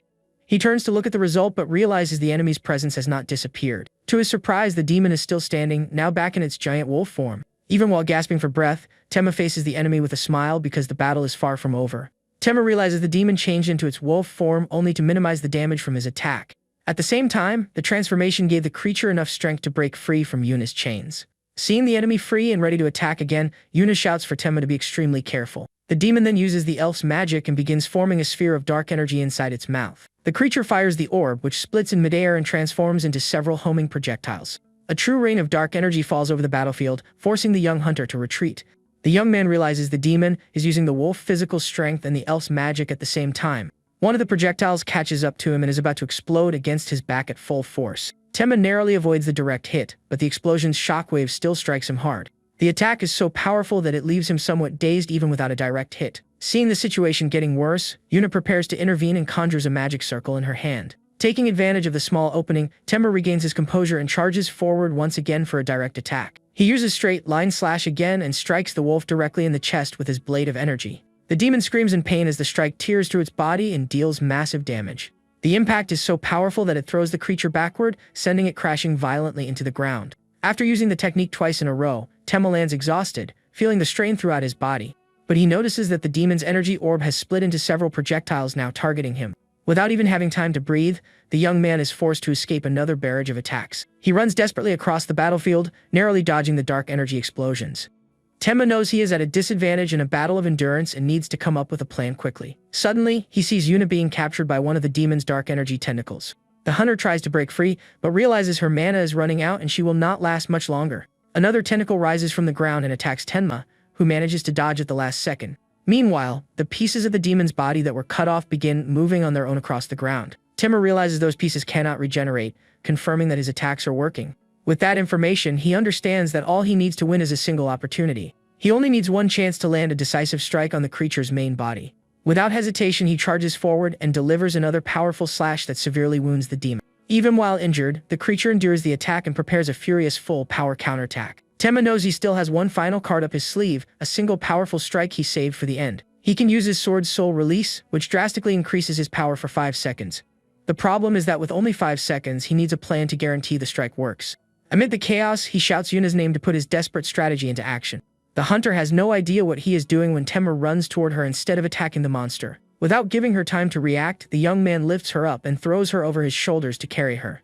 He shouts the plan, asking her to teleport them above the demon's head. Yuna says she only has enough mana for one more teleport, and Tenma replies that it will be enough. But before she can activate the spell, one of the demon's energy tentacles strikes her. In pain from the attack, the hunter thinks Tenma's plan is the dumbest thing she has ever heard. Making matters worse, one of the energy orbs charges toward them, about to finish the pair. The demon's energy orb explodes against the ground, but at the last second something unexpected happens. Instead of the impact, a spatial distortion appears in the air as though space itself is breaking apart. A portal opens, and Tenma emerges from it, carrying Yuna safely through the teleportation. Even while falling, the hunter holds tightly onto the young man so they will not be separated. In midair, Tenma activates his sword's special ability, Soul Release. With the skill active, the system window warns that his range and power will increase significantly. An aura of blue energy surrounds Tenma as he prepares to unleash his most powerful attack. Combining Soul Release with his other technique, he uses a gigantic straight-line slash. The attack becomes so large that the system itself renames it Colossal Straight-Line Slash. The beam of pure energy surges forward and strikes the growth demon with devastating force. After the decisive blow, the system confirms that the demon has finally been defeated. The creature's body begins dissolving into pure dark energy before disappearing completely. Exhausted after the battle, Tenma and Yuna fall to the ground, finally relieved that they survived. Yuna stares at the young man and begins wondering who he really is because his strength was absurd. She cannot understand how an F-rank hunter managed to hide such powerful abilities for so long.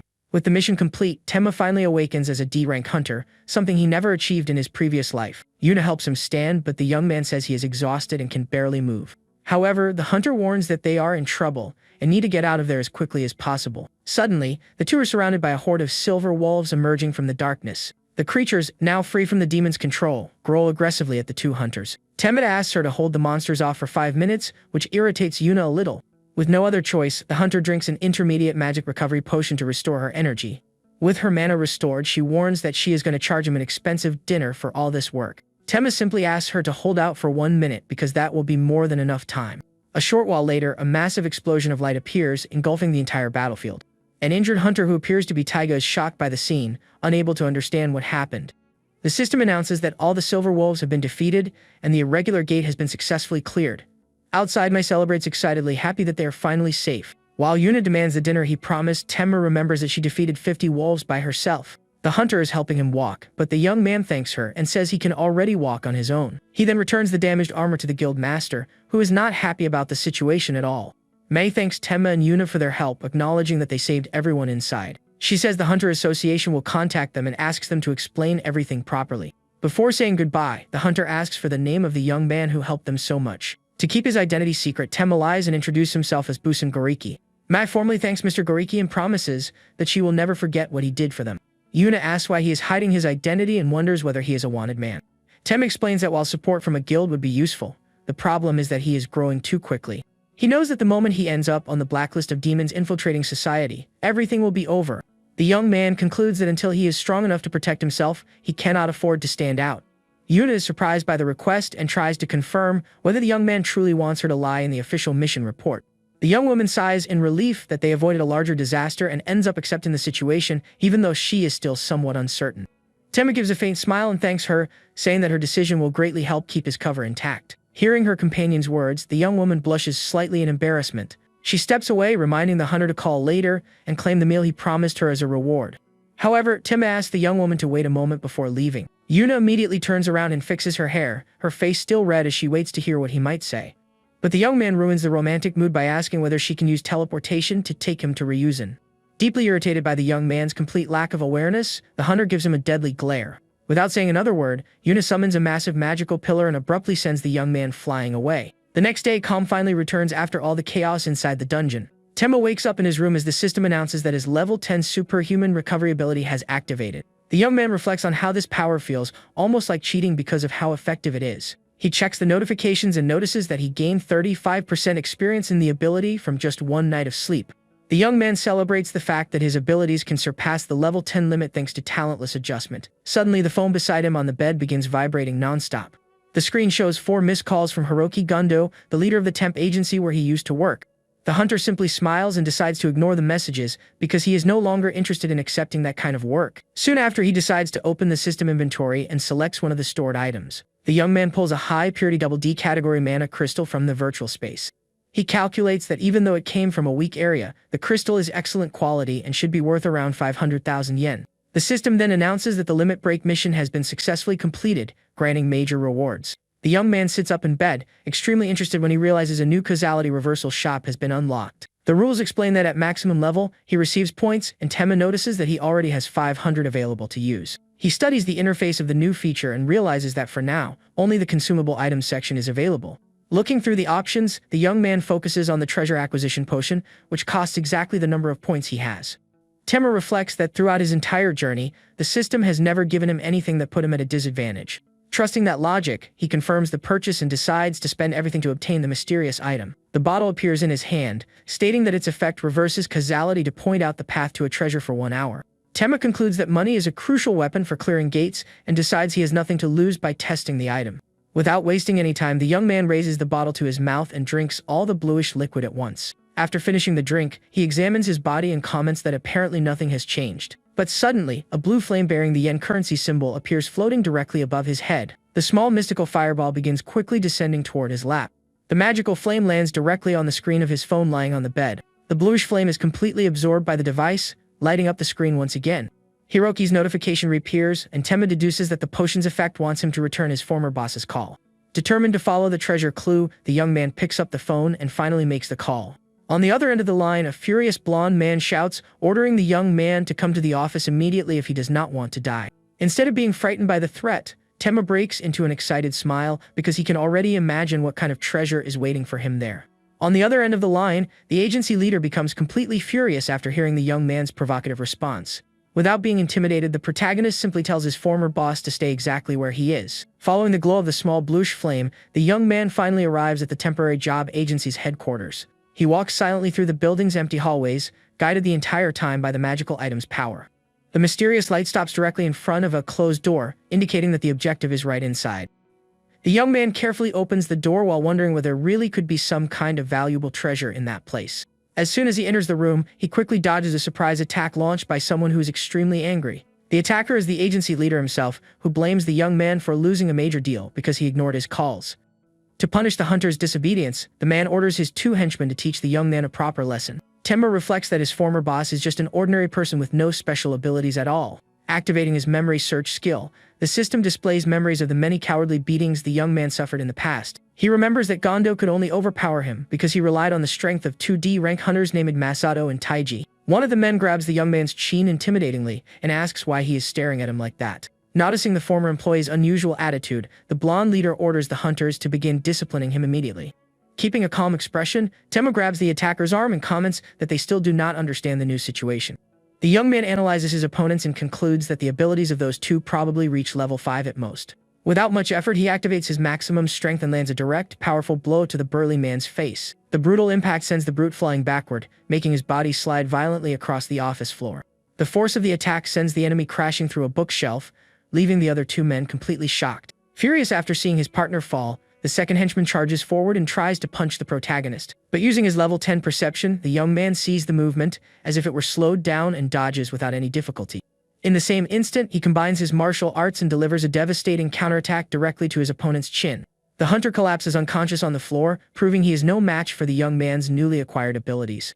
Desperate after the humiliation, Gondo slams the table and demands that his subordinates get up and fight properly. Responding to the order, the bald brute gets up and expands his muscles until his own shirt tears apart. He activates level 5 body strength amplification and stares at the young man with eyes red from fury. Using all of his newly activated power, the henchman charges fiercely toward the protagonist like a raging bull.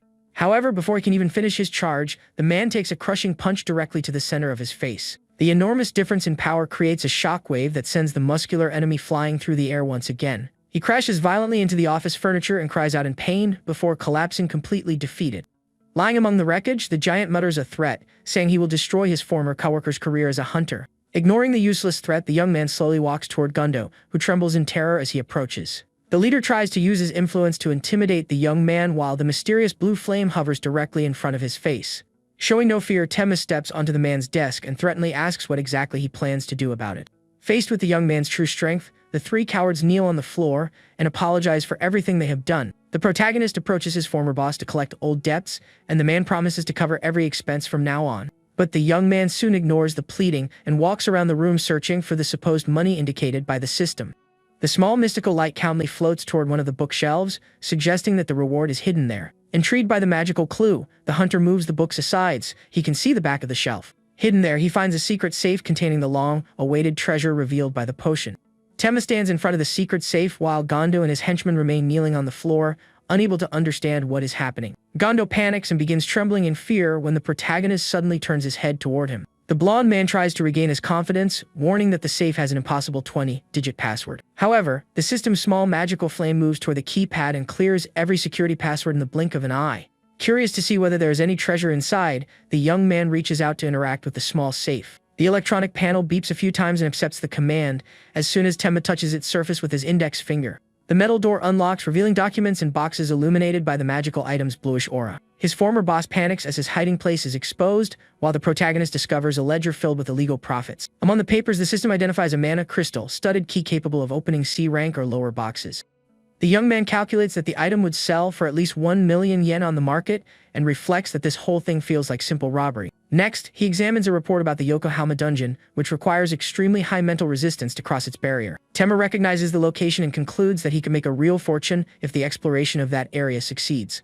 Gondo begs the young man to return the document, claiming he spent a lot on the preparations and that a D-rank hunter would die there. Paying no attention to the cowardly old man's pleading, the young man simply smiles and says he will judge the situation himself. Suddenly, the agency door opens and an unknown person enters the office, catching everyone by surprise. A gray-haired man in a white lab coat calmly appears, lamenting that someone arrived there before him. The protagonist's eyes widen in extreme shock as he immediately recognizes the identity of the mysterious man.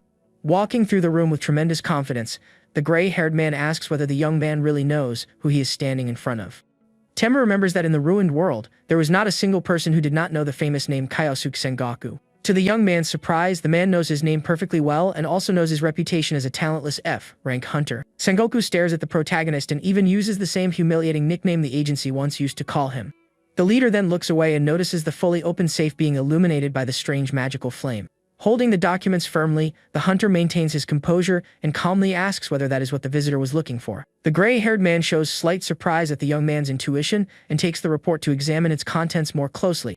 Desperate, Gondo throws himself to the floor and shouts that the visitor must not touch those documents under any circumstances. However, Sengoku delivers a fast and brutal strike to the blonde man's neck, silencing the agency leader in a fraction of a second. Gondo collapses unconscious on the office floor, demonstrating the absurd difference in power between him and the gray-haired man. The newcomer looks at the fallen body and sarcastically asks why he lied about not having the document. Ignoring the confusion, Sengoku thanks the protagonist for his help and says he would like to show his gratitude another time. Before leaving, he places a card in the hunter's hand and patiently asks the young man to call the number in 1 week. Tenma stares at the small piece of paper, unable to believe that he just received the direct contact information of such an important figure. Sengoku was known as an S-rank hunter and the leader of a massive intelligence organization that predicted the demon invasion. The protagonist remains frozen as he watches the powerful leader turn around and calmly walk toward the door. Before leaving, the gray-haired man compliments the young man, saying that he is a truly fascinating person. Sengoku stops near the exit and comments to himself that even he ended up being fooled by Gondo's lies. Tenma silently watches the man, internally agreeing with just how fascinating that mysterious individual really is. The S-rank hunter gives one final enigmatic glance over his shoulder, suggesting that he still has many cards up his sleeve. Suddenly, Sengoku reveals that he knows perfectly well that Tenma was the one who resolved the dangerous Night Crow Guild incident. Recalling the intense battle from the past, the man assures him that he has no intention of blackmailing the young man with that information. However, he admits that he is very curious about the young man's motives and says he would love to hear the whole story at their next meeting. After saying goodbye, the powerful hunter disappears using teleportation, leaving the young man alone in the room. Examining the business card, the young man realizes how incredibly lucky he was to receive that contact. At that exact moment, a system notification appears announcing that he has acquired a new skill. The notice explains that his daily luck and chances of experiencing good fortune have increased considerably. Excited, the young man concludes that making money and gathering information about demons will be much easier now. However, a new warning announces that the treasure acquisition potion's effect has finally ended. The consumables shop reveals that he would need a large number of points to purchase more valuable items. Even so, the protagonist calms down after remembering that he can still acquire the talent potion in the future. Holding the documents, Tenma decides that his next step is to level up and obtain proper equipment. Without wasting any time, the hunter heads to the busy shopping district, focused on items for explorers. After entering a store, he shows his shopping list to the clerk and asks to see the products. A short while later, the young man walks out equipped with a special backpack, pickaxe, and shovel that cost him a small fortune. Looking at his banking app, Tenma notices that his balance has dropped to only 7,800 yen. Nearly crying in frustration, the young man tries to comfort himself by saying that all of this is only an initial investment. By late afternoon, the protagonist finally arrives in Yokohama's mountainous region to pursue his profit. Standing before the dungeon's dark entrance, the young man takes a deep breath and prepares for whatever awaits inside. Descending the stairs, he confirms the place has no monsters at the entrance, but instead has a powerful mental barrier. The young man remembers that ordinary hunters would lose their sanity or end up in a vegetative state after crossing the path. Despite knowing the risks, Tenma advances through the purple aura and immediately feels a crushing headache. His mentality skill activates to resist the magic trying to disrupt the intruder's emotions. Terrifying illusions begin surrounding the young man, shouting insults and calling him useless and dead weight. Grabbing his own head, the hunter suffers as cruel voices question whether he truly deserves to be a hunter. The negative emotions he felt before regressing return at full force, almost as if he were reliving the past. Being called F-rank trash, the young man recognizes that horrible feeling he experienced countless times before. But refusing to give in, the young man focuses on moving forward, remembering that he is no longer that talentless person. Thanks to his determination, his mentality skill levels up twice in a row, and he reaches his hand toward the exit. Escaping the torture zone, the hunter finally crosses the barrier and falls to the floor, gasping in the dark corridors. Smiling with relief, he admits that without his mental resistance, he never would have been able to break through the area's defenses. After catching his breath, the protagonist walks through an enormous stone hall decorated with gargoyle statues. Farther ahead, he finds another magical barrier that appears even more dangerous than the previous one. Confused by the situation, the young man finds it strange that he has already gone so deep into the dungeon without encountering a single monster. Suspecting the truth, he activates his memory search skill to investigate the secrets of that place. Closing his eyes, the hunter accesses memories from the future, revealing that the security became drastically stronger there.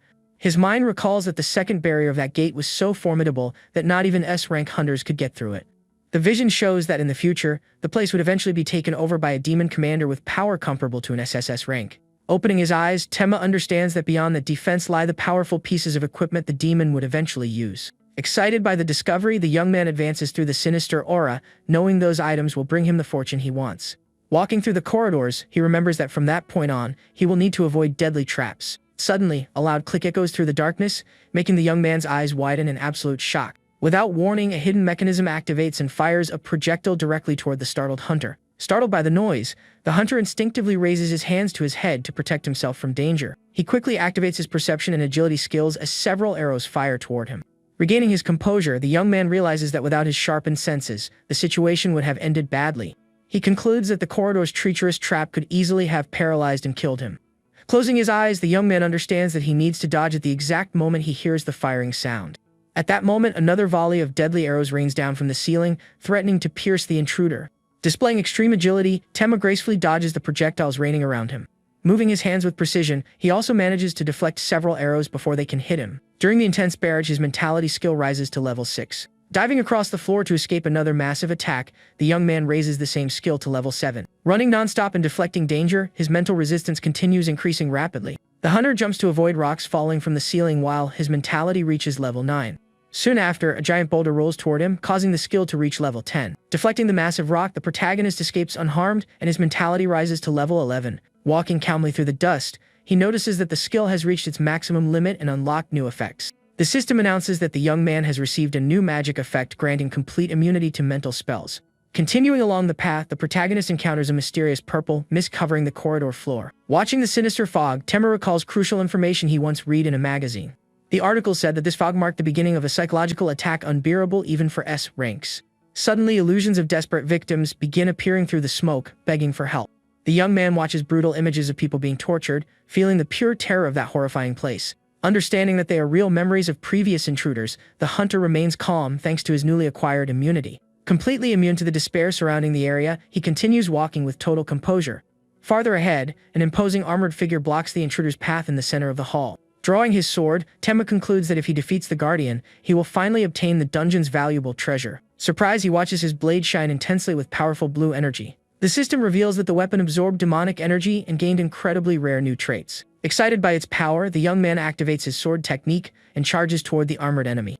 The monster counters with a dark strike while the young man responds using his glowing blade. The two attacks collide, creating a massive shockwave that pushes the hunter backward. Sliding across the floor, Temma realizes that his attacks cause no real damage to the Guardian. Analyzing the opponent, the young man notices that the monster is extremely tough and also uses a powerful magical aura. To make matters worse, the massive creature summons 2 additional armored knights to help it in battle. Cornered, the level 20 young man wonders whether he really has any chance against so many enemies. However, an important detail crosses his mind, completely changing his perspective on the battle. Smiling confidently, he remembers that summoned monsters also grant experience when they are defeated. The young man recalls that his special trait multiplies all experience gained by 100,000 times. Without fear, the hunter prepares to face the group, focusing on leveling up quickly. Activating his intimidation skill, Temma projects a terrifying red aura across the battlefield. Taking advantage of the distraction, the protagonist charges forward and unleashes a fast, brutal straight-line slash. Without wasting any time, the protagonist delivers a powerful strike directly against the monster's armor. The system announces that the increase in his attributes has been multiplied thanks to his trait's limit break effect.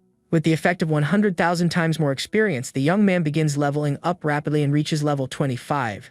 Surrounded by an intense blue aura, Temma continues eliminating the enemies until he reaches level 30 within seconds.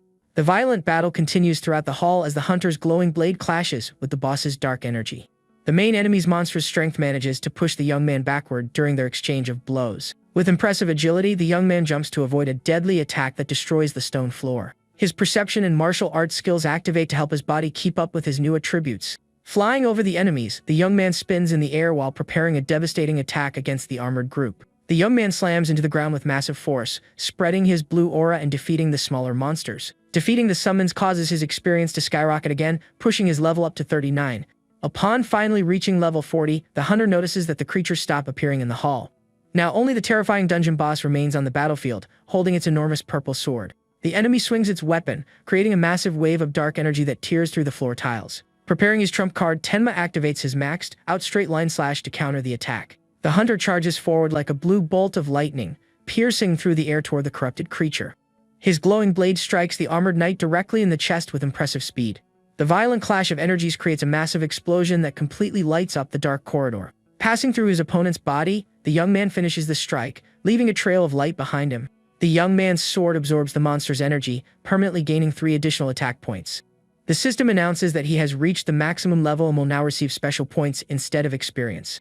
Looking at the fallen boss, the young man receives confirmation that he cleared the dungeon and will receive his rewards. The hunter becomes excited, remembering that unlike normal gates, dungeons always grant an item at the end. A golden light appears floating in front of the young man as he wonders what kind of item the demon left behind. The young man reaches out with both hands, amazed as he receives the precious reward he wanted so badly. To his complete surprise, the magical light reveals only a simple-looking gray ring. Regaining his composure, he smiles and mutters that he definitely should not judge equipment by its appearance.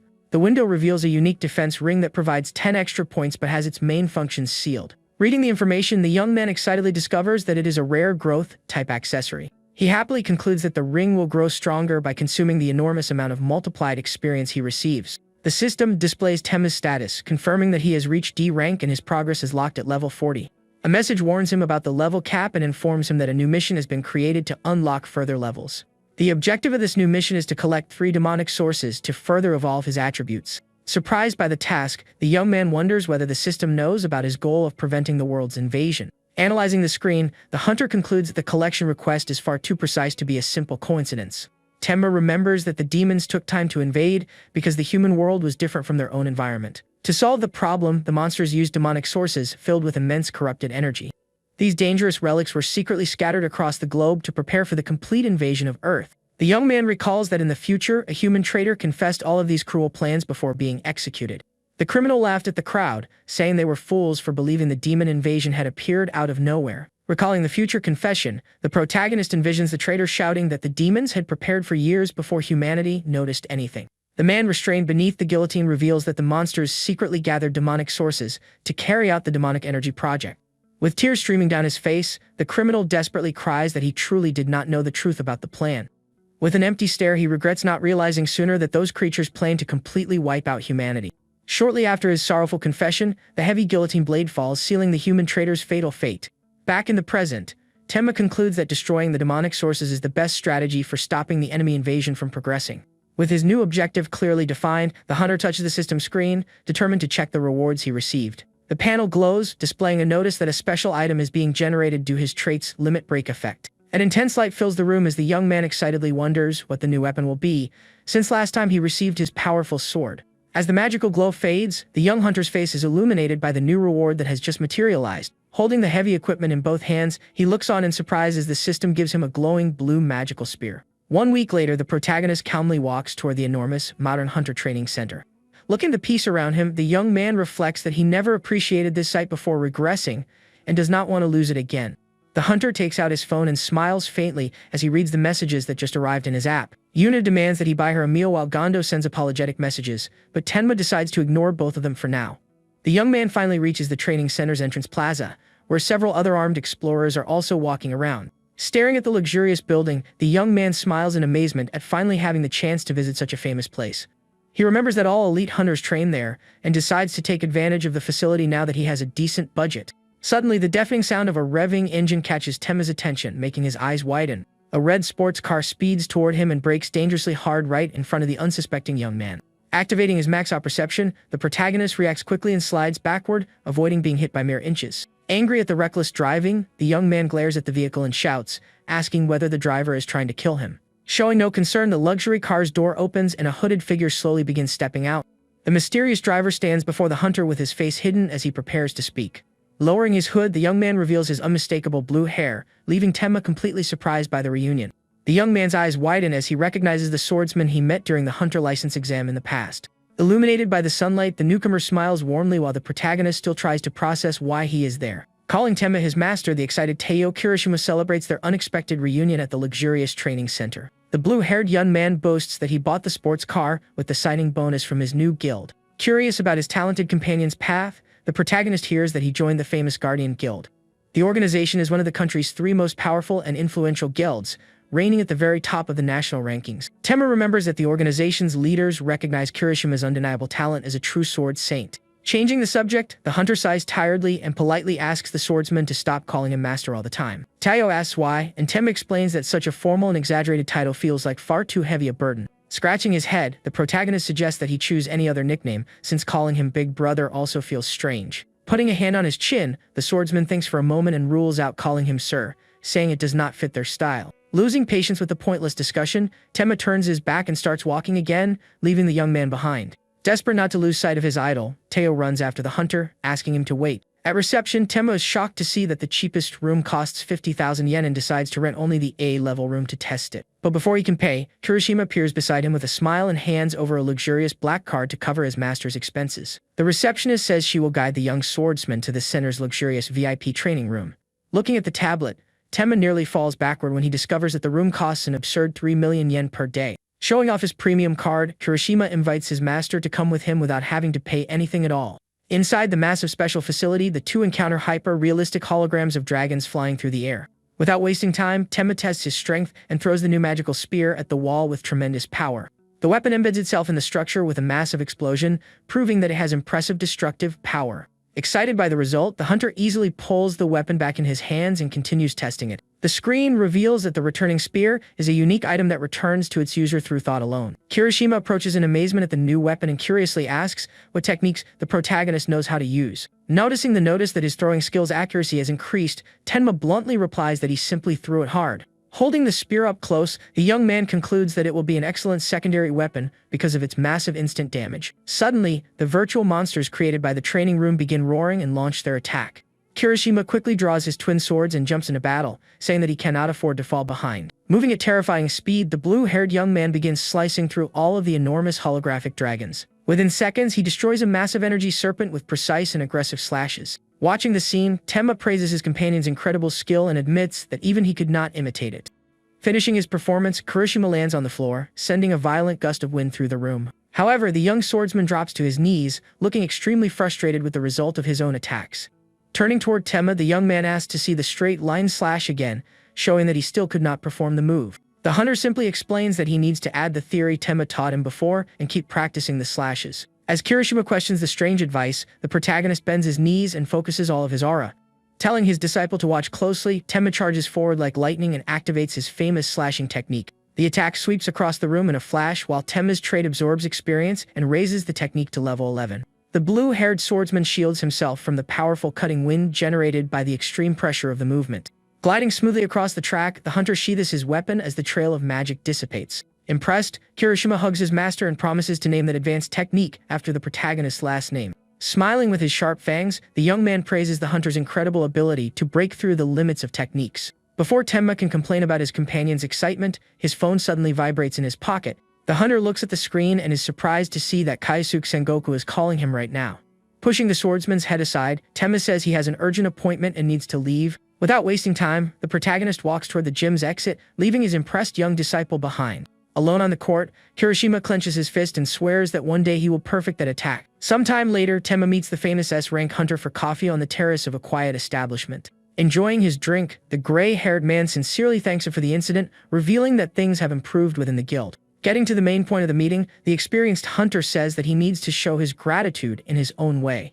With a faint smile, Sengoku assures the young man that he follows a policy of always repaying valuable favors. Silently staring at the man, Tenma remains cautious, thinking that he does not want to owe anyone unnecessary favors. His memories immediately travel back to the time before his regression, in the middle of the terrible, completely ruined world. In that desolate future, the gray-haired man made it clear that he did not help hunters who were unable to bring him useful information. Returning to the present, Tenma bitterly concludes that Sengoku is far from the altruistic person the rest of the country believes him to be. Looking at the gray-haired man, the young man remembers that he acts only out of calculated self-interest and realizes that he must have become useful to him. With that in mind, the hunter places a heavy white bag on the table and asks whether Sengoku truly repays every favor. The gray-haired man looks inside the bag in surprise as the young man reveals that those are the crystals taken from the secret dungeon. Showing the enormous pile of glowing stones, the protagonist proposes using all of them as an ongoing currency of exchange between them. Looking at the experienced leader, the young man warns that this will not be their only deal and that he intends to keep supplying the items. Tenma knows that selling so many crystals without a verified origin would be nearly impossible on the normal market without the support of a major guild. Accepting the proposal, the experienced leader assures him that he will not go back on his word to repay favors. However, the young man asks. Pleased with the result of the agreement, the hunter slides a small folded piece of paper across the table and makes a special request. The gray-haired man unfolds the paper curiously and realizes that it is a long list containing names of people, places, and even items.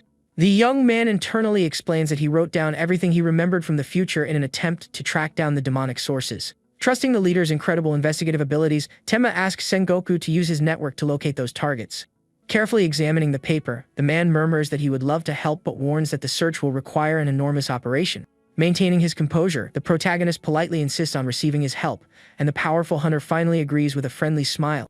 However, the gray-haired man suddenly calls him a D-rank mercenary, leaving the young man shocked that he knows his current classification. Sengoku shows him a tablet and explains that he needs an experienced explorer like Tenma to clear a dangerous D-rank dungeon.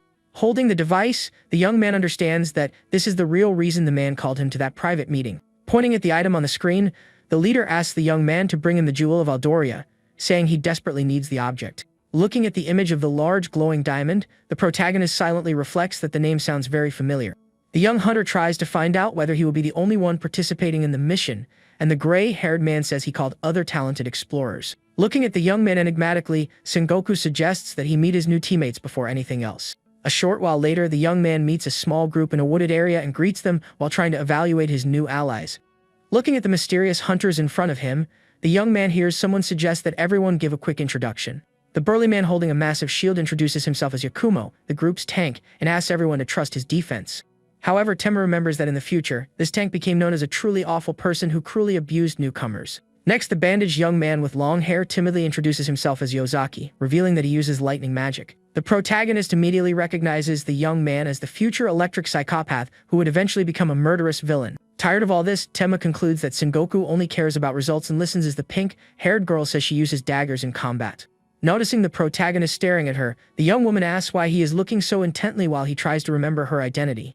The girl coldly says that they do not need formal introductions because they came only to finish the job quickly. Interrupting the young woman, protagonist says the name Akane Hashimori, leaving her completely shocked and confused. The hunter smiles in relief after remembering the woman's identity and internally thanks Sengoku for bringing at least one decent person. Diving into his memories, the hunter recalls that people in the ruined future carried immense suffering and often lost their minds from the trauma. Among those survivors were bizarre people known as eccentrics, and the young man remembers that this girl was one of them. The girl survived only by stealing and spared no one, taking everything from demons, beasts, and even the most miserable refugees. Back in the present, the protagonist is surprised to find the young woman there while she asks who he is and why he keeps staring at her. Hiding his surprise, the young man formally introduces himself as a D-rank explorer who uses swords and spears in combat. With the introductions finally complete, Yakumo smiles excitedly and suggests that the group enter the dungeon and begin the job. Without wasting any time, the new team walks together toward the glowing golden portal waiting at the top of the hill. Staring at the magical energy, Tenma prepares himself mentally as the system announces their entry into the dangerous special dungeon. A floating notification confirms that every member meets the mandatory requirement of being D rank or lower.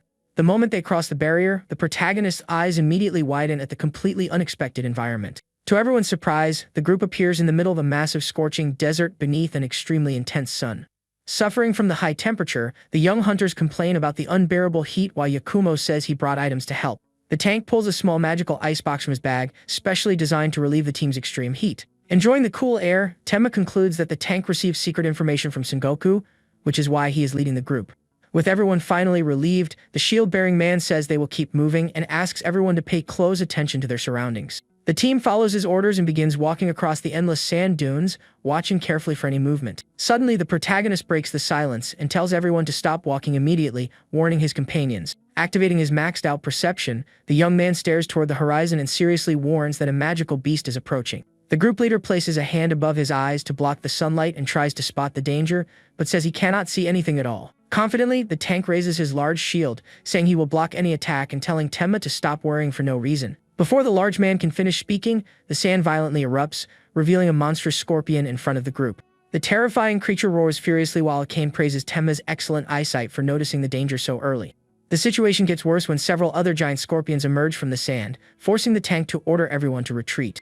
Without fear, the armored warrior strikes his shield and activates his level 5 taunt skill to draw the enemies toward him. A wave of green energy spreads across the battlefield, trying to force the monsters to focus their attacks only on the leader. Planting his feet firmly on the ground, the tank hides behind his heavy equipment and prepares to defend against the massive assault. In the rear, the bandaged young man begins charging his energy while the pink-haired girl tells the leader to dodge quickly. A powerful bolt of blue lightning fires from the mage's hands, cutting across the sand and heading directly toward the group of monstrous scorpions. The electrical energy collides with the beasts, creating a massive lightning explosion that raises an enormous cloud of smoke. Taking advantage of the chaos from the magical attack, the eccentric girl aggressively leaps toward the enemies while holding her daggers. Moving like a blur, the assassin rapidly slices through the monster's hard shells in a deadly display of agility.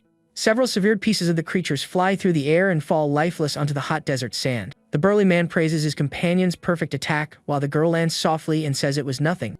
Watching their excellent teamwork, Tenma smiles and concludes that he will not need to do much during the mission. Annoyed by the young man's relaxed attitude, the leader tells him to at least pretend he is helping, and Tenma awkwardly agrees.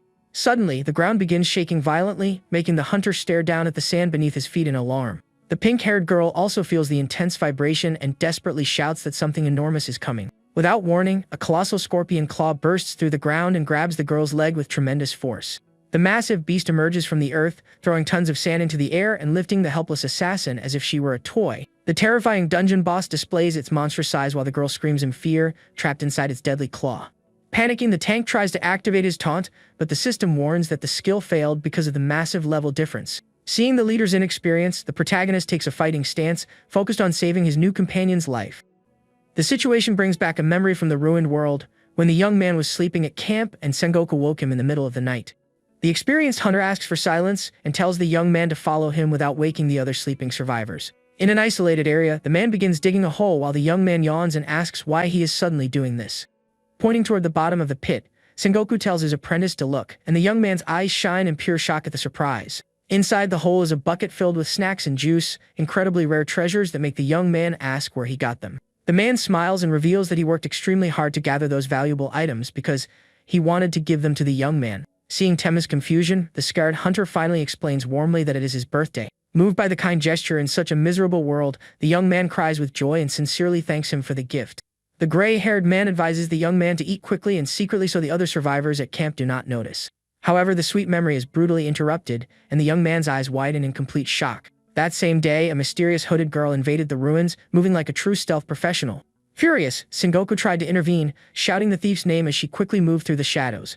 But the agile assassin was much faster and slid forward mercilessly before the man could react. With a precise movement, the eccentric girl struck the experienced hunter and knocked the gray-haired man down with extreme ease. From the ground, the injured young man watched the intruder calmly walk away with the precious bucket of snacks. Showing no mercy, the thief opened the extremely rare can of soda right in front of her fallen victims. The pink-haired girl drank it with satisfaction, completely ignoring the despair of the food's rightful owners. Within moments, she devoured everything, leaving only completely empty wrappers scattered across the stone floor. Crying in devastation, young Tenma held the empty package while Sengoku cursed the terrible thief for her cruelty. The hunter reflects that snacks were worth their weight in gold in the ruined world and admits he will never forget that girl's cold stare. Back in the present, the young man smiles as he watches a cane scream desperately while trapped in the desert beast's massive claw. The colossal scorpion boss displays its monstrous size, paralyzing the group leader with its terrifying power. Desperate, the young mage tells the tank to use his shield, snapping the large man out of his frozen state. But before the creature can crush the thief, the protagonist shoots across the scorching sand at incredible speed. The monster tries to deliver a crushing blow with its claws, but Yakumo finally raises his shield to block the heavy attack. Taking advantage of the distraction, Tenma summons his Return Spear Enchanto and a formidable blue magical aura through his body. Knowing exactly what to do, the hunter jumps and precisely aims at the weak point located on the monster's head. Using his level 11 throwing skill, the young man launches the weapon like a glowing meteor. With overwhelming destructive power, the spear pierces through the boss's hard shell and passes through its body in the blink of an eye. The devastating impact severs the creature's massive claw, freeing the assassin as she begins falling toward the ground. The protagonist quickly grabs the young woman by the legs to prevent a worse fall while she swallows dirty sand. Shocked by that absurd strength, the mage and the leader wonder why the newcomer was hiding so much offensive power. Coughing up dust, the pink-haired girl stares at her teammate in complete silence, utterly impressed. But the calm does not last long, and the desert begins shaking violently beneath the young team's boots again. Without warning, the sand collapses and creates a gigantic circular crater that sucks in everything around it. Losing their footing, the group begins sliding downhill as the colossal trap mercilessly swallows them. The group leader panics, warning that it is an antlion pit and ordering everyone to escape immediately. Sliding directly toward the sharp claws at the bottom of the pit, the girl angrily screams about always being the main victim. Looking at the young woman with an ironic smile, Tenma mutters that all this bad luck, simply the deserved karma from the future catching up with her. Far away, two men in suits observe the dangerous sandstorm from the top of the Rocky Mountains. They discuss their confidential mission and assure each other that they will quietly eliminate the group and steal the demonic source. Wrapping his hands for battle, one of the hunters corrects his partner's strategy with a cold and focused stare. The suited man cruelly says that the order to act quietly gives them permission to kill the entire group without feeling any guilt. Above them, the sadistic Riku Himuro smiles wickedly and asks whether the henchmen are really going to waste such a great opportunity. The three men belong to the Black Knot organization, which maintains the strong public image of being a respectable mid-level guild. In reality, however, they use their official status only to cover up their many criminal activities and dungeon robberies. Their luxurious base concealed dozens of villainous hunters who committed cruel murders inside sealed barriers. Meanwhile, inside the enormous office, an informant tells the boss that Riku Himuro successfully infiltrated the team in the desert. Sitting in his chair, the criminal guild leader listens seriously to the report and asks whether his subordinate delivered the exact orders. The dangerous Hiroki Igarashi is the infamous traitor to humanity, and he ordered his henchmen to slaughter anyone standing in their way. The loyal subordinate in a suit coldly agrees, confirming that the order to eliminate everyone was delivered perfectly to the group. Finishing the brief report, the messenger bows respectfully and leaves the room, closing the enormous wooden door. Left completely alone in the spacious office, the criminal leader stares at his desk with obvious impatience. Suddenly overcome with rage, the traitor slams his fist into his desk, shattering the wood and cursing the obstacles in his path. Igarashi is furious that an unknown guild took control of the gate, disrupting his plans to send in his own elite D-rank hunters. Trembling with pure fear, the villain realizes that if he fails to recover the demonic source, his mysterious master will kill him without mercy. Back in the scorching desert, the cruel trio from the Black Knot Guild watches the target's crater from high above the sandstone cliffs. The blonde man smiles maliciously and reminds his brutal henchmen that they already have official permission to slaughter the team. The criminal guild leader stares at the other man and declares that he is the one in charge there. Before he can react, the man is brutally grabbed by the throat by his opponent. The attacker presses the victim's face against the desert sand with overwhelming force. A swift and merciless strike cuts into the man's body, sending him to the ground while badly wounded. The subordinate struggles to remain standing despite his injuries while the attacker watches him with contempt. Furious, the man asks what they are doing and warns that everyone will die if they start fighting. The attacker ignores the provocation and asks whether he really needs a reason to kill someone. With a sadistic smile and blood on his face, he replies that he does it simply because it is fun. The injured man loses his balance and falls to the ground, realizing how serious his current situation has become. The attacker approaches slowly, savoring the fear and despair written across his former ally's face.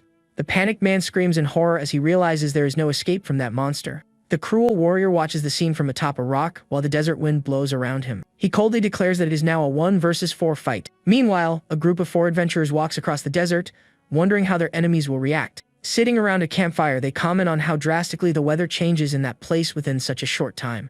One of the young men reveals his dream of founding a guild free from any bonds or control. The protagonist interrupts the nostalgic mood by remembering the atrocities and crimes committed by that group. The young criminal says he will pass on the offer because he has other interests in mind. The protagonist cuts him off and asks whether his goal is to kill innocent civilians with electricity. The girl also rejects the invitation, claiming that she has no interest in joining any guild. She explains that her real dream is to join the association and act as a hero of justice. The protagonist mocks her ambition to become a hero and asks where she is going. The girl replies that she is only going for a walk to explore the surroundings. Concerned about how long it is taking for morning to arrive, the protagonist decides that he cannot just stand around waiting. He activates memory search and remembers Hiroki Igarashi mentioning that the source was inside the pyramid. The system activates his level 10 perception skill, granting a significant amount of experience. In the darkness, the protagonist instinctively reacts after sensing someone approaching from behind. He quickly grabs the person's arm before any attack can be launched. The girl cries out in pain after suddenly being restrained by the protagonist. After recognizing her, he lets go and asks how she managed to get so close without being noticed. She reveals that she decided to follow him because her intuition suggested that staying beside him would be safer.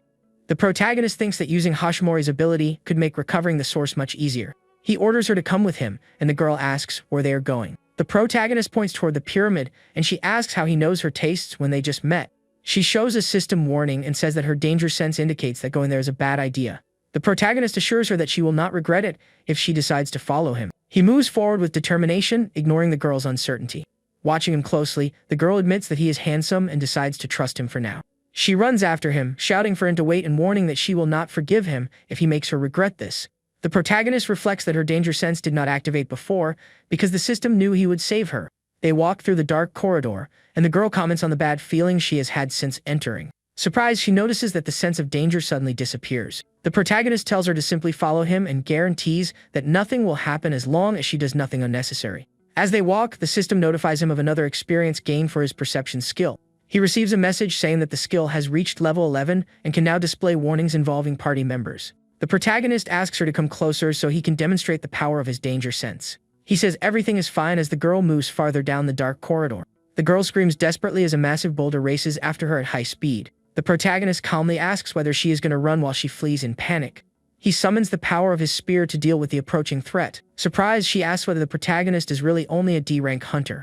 He activates level 11 perception and senses that something exists beneath them. The floor beneath the two opens, revealing a hidden passage. The girl says they found a shortcut and asks curiously who he really is.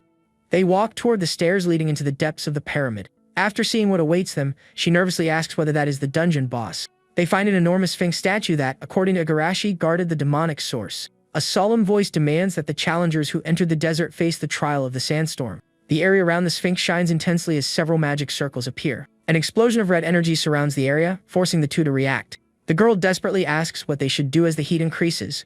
The two jump onto the sphinx to escape the flames covering the ground. They land on top of the statue and try to find a way to survive the challenge. The protagonist says that they are not merely going to survive and orders her to get ready. He explains that the objective of the challenge is to steal something, leaving the girl confused. She asks exactly what he wants her to do, and he replies that it is what she does best. The protagonist grabs her and demands that she use her abilities right now. He says she can steal anything with her theft ability, just as she does with wallets. Impressed that he knows her secret, she asks why she should follow his orders. The top of the sphinx begins glowing intensely with powerful and hostile energy. A massive shockwave erupts from the monument in response to their presence. The protagonist orders her not to waste time and to steal something from the sphinx if she wants to survive. She activates her absolute plunder skill while regretting that she came along. The protagonist delivers a precise sword strike against the energy surrounding the sphinx. Thanks to his level 11 perception, he monitors the girl's use of her theft ability. She manages to steal the dungeon's reward items, but her body begins to disintegrate. The Sphinx ignores the theft and demands that they solve its riddle about the stages of life. The ground shakes violently as they struggle to remain steady during the trial.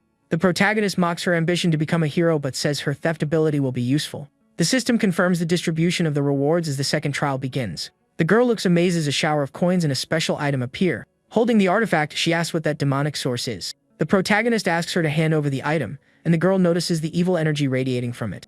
She admits that she already suspected something was wrong with the object. He promises to explain the energy later and orders her to give him the item. The girl becomes annoyed by his attitude but agrees to keep the rest of the treasure. The protagonist celebrates obtaining the first of the 3 fragments he needs. He uses the energy he obtained to strengthen his own weapon in battle. Soul Eater absorbs the demonic energy, increasing its attack power.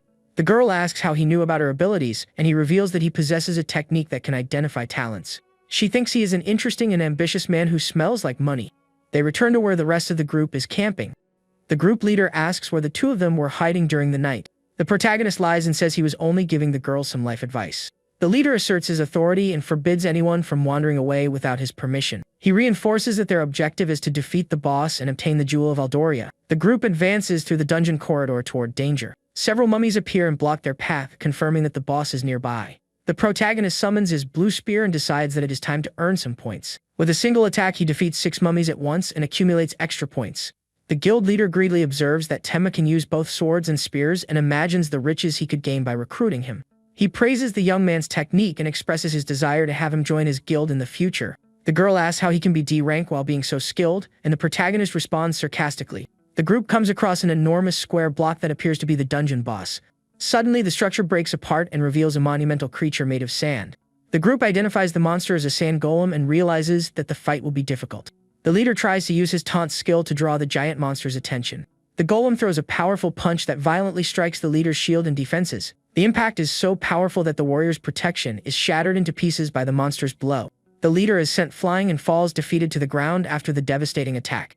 The girl panics after seeing the scene and desperately screams for help. The golem ignores the taunt and charges toward her as she realizes the skill failed. In desperation, she fires a beam of blue energy at the giant creature. The energy beam strikes the golem but appears to have little effect on its rocky defenses. The girl continues firing desperate attacks as the creature quickly approaches. The golem leaps into the air and prepares a destructive attack over her position.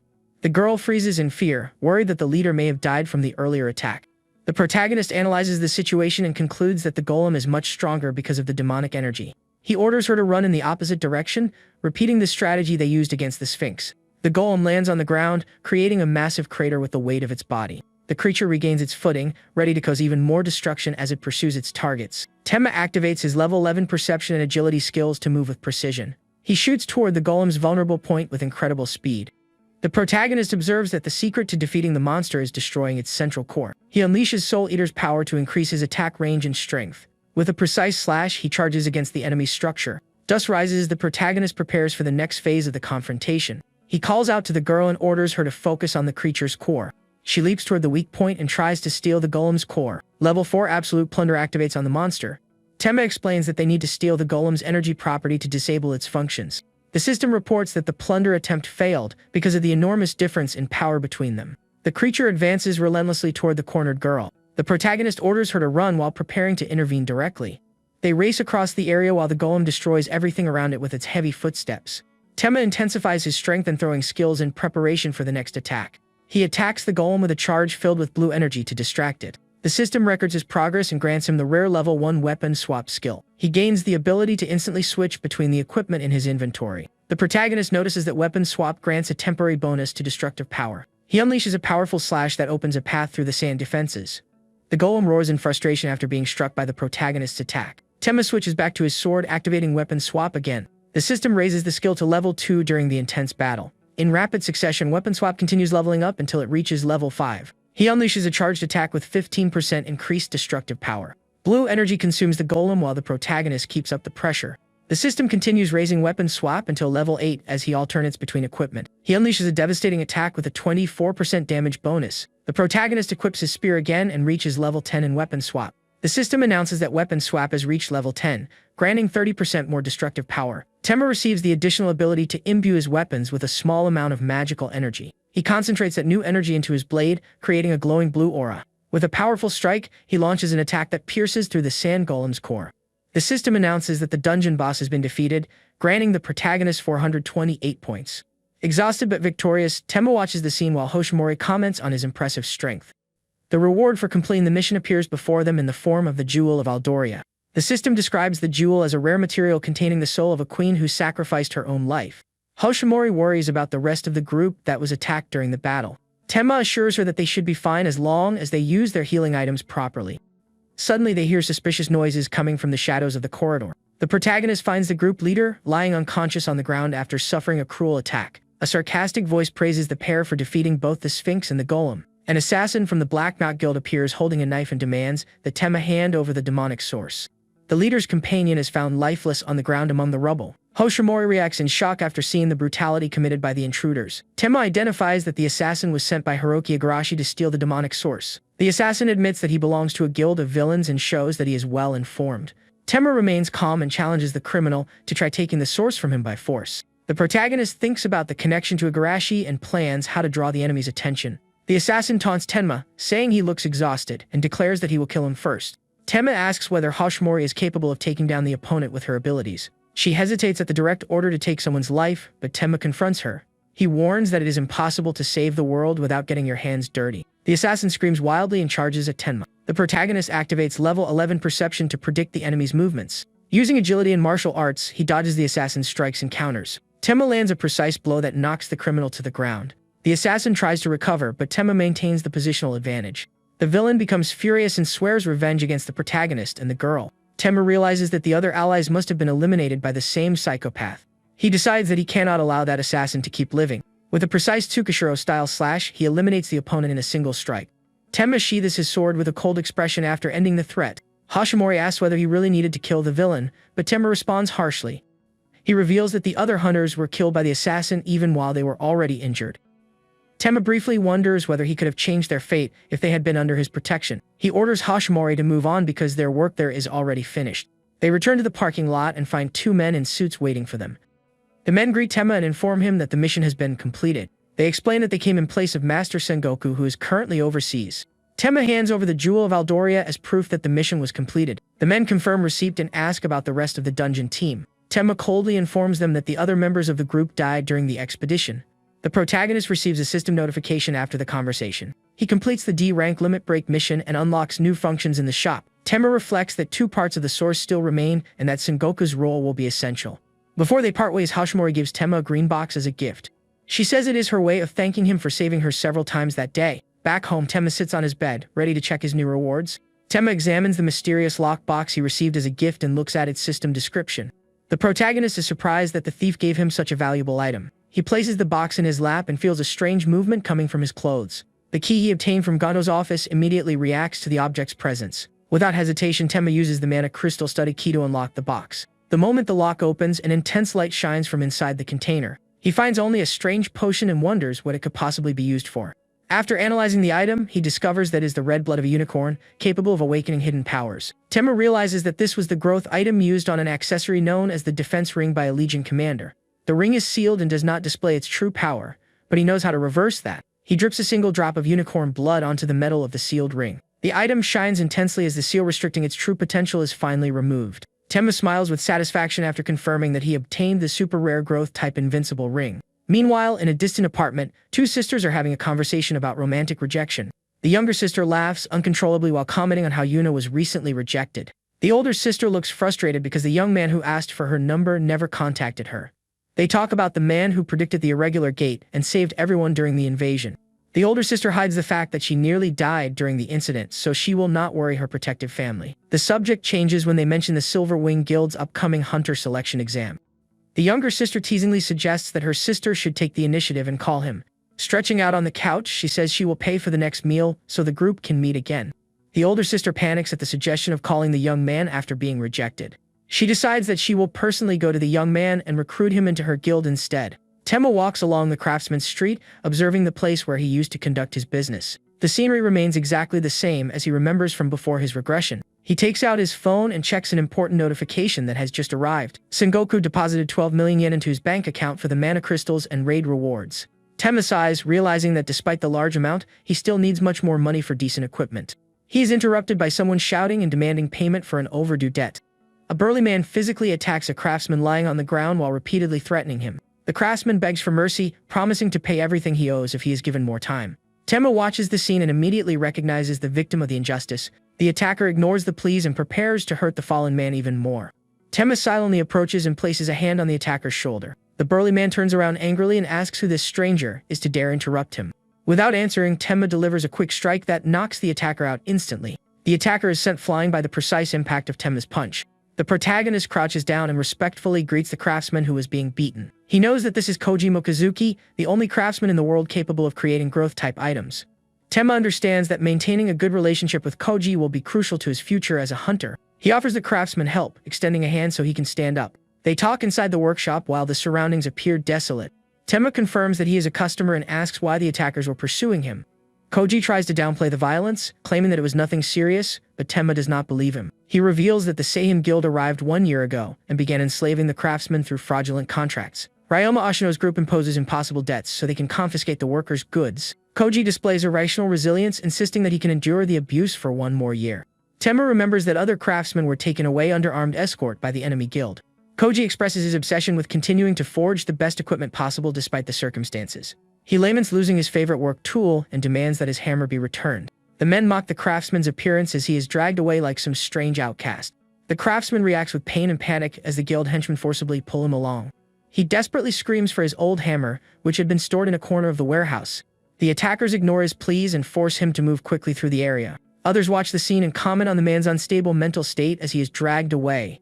One of the men explains that the craftsman was arrested for attacking refugees and stealing valuable jewels. Tenma remembers the man's words and wonders whether what he said about equipment was actually true. The protagonist asks whether there used to be an old hammer there, and the craftsman reacts in surprise.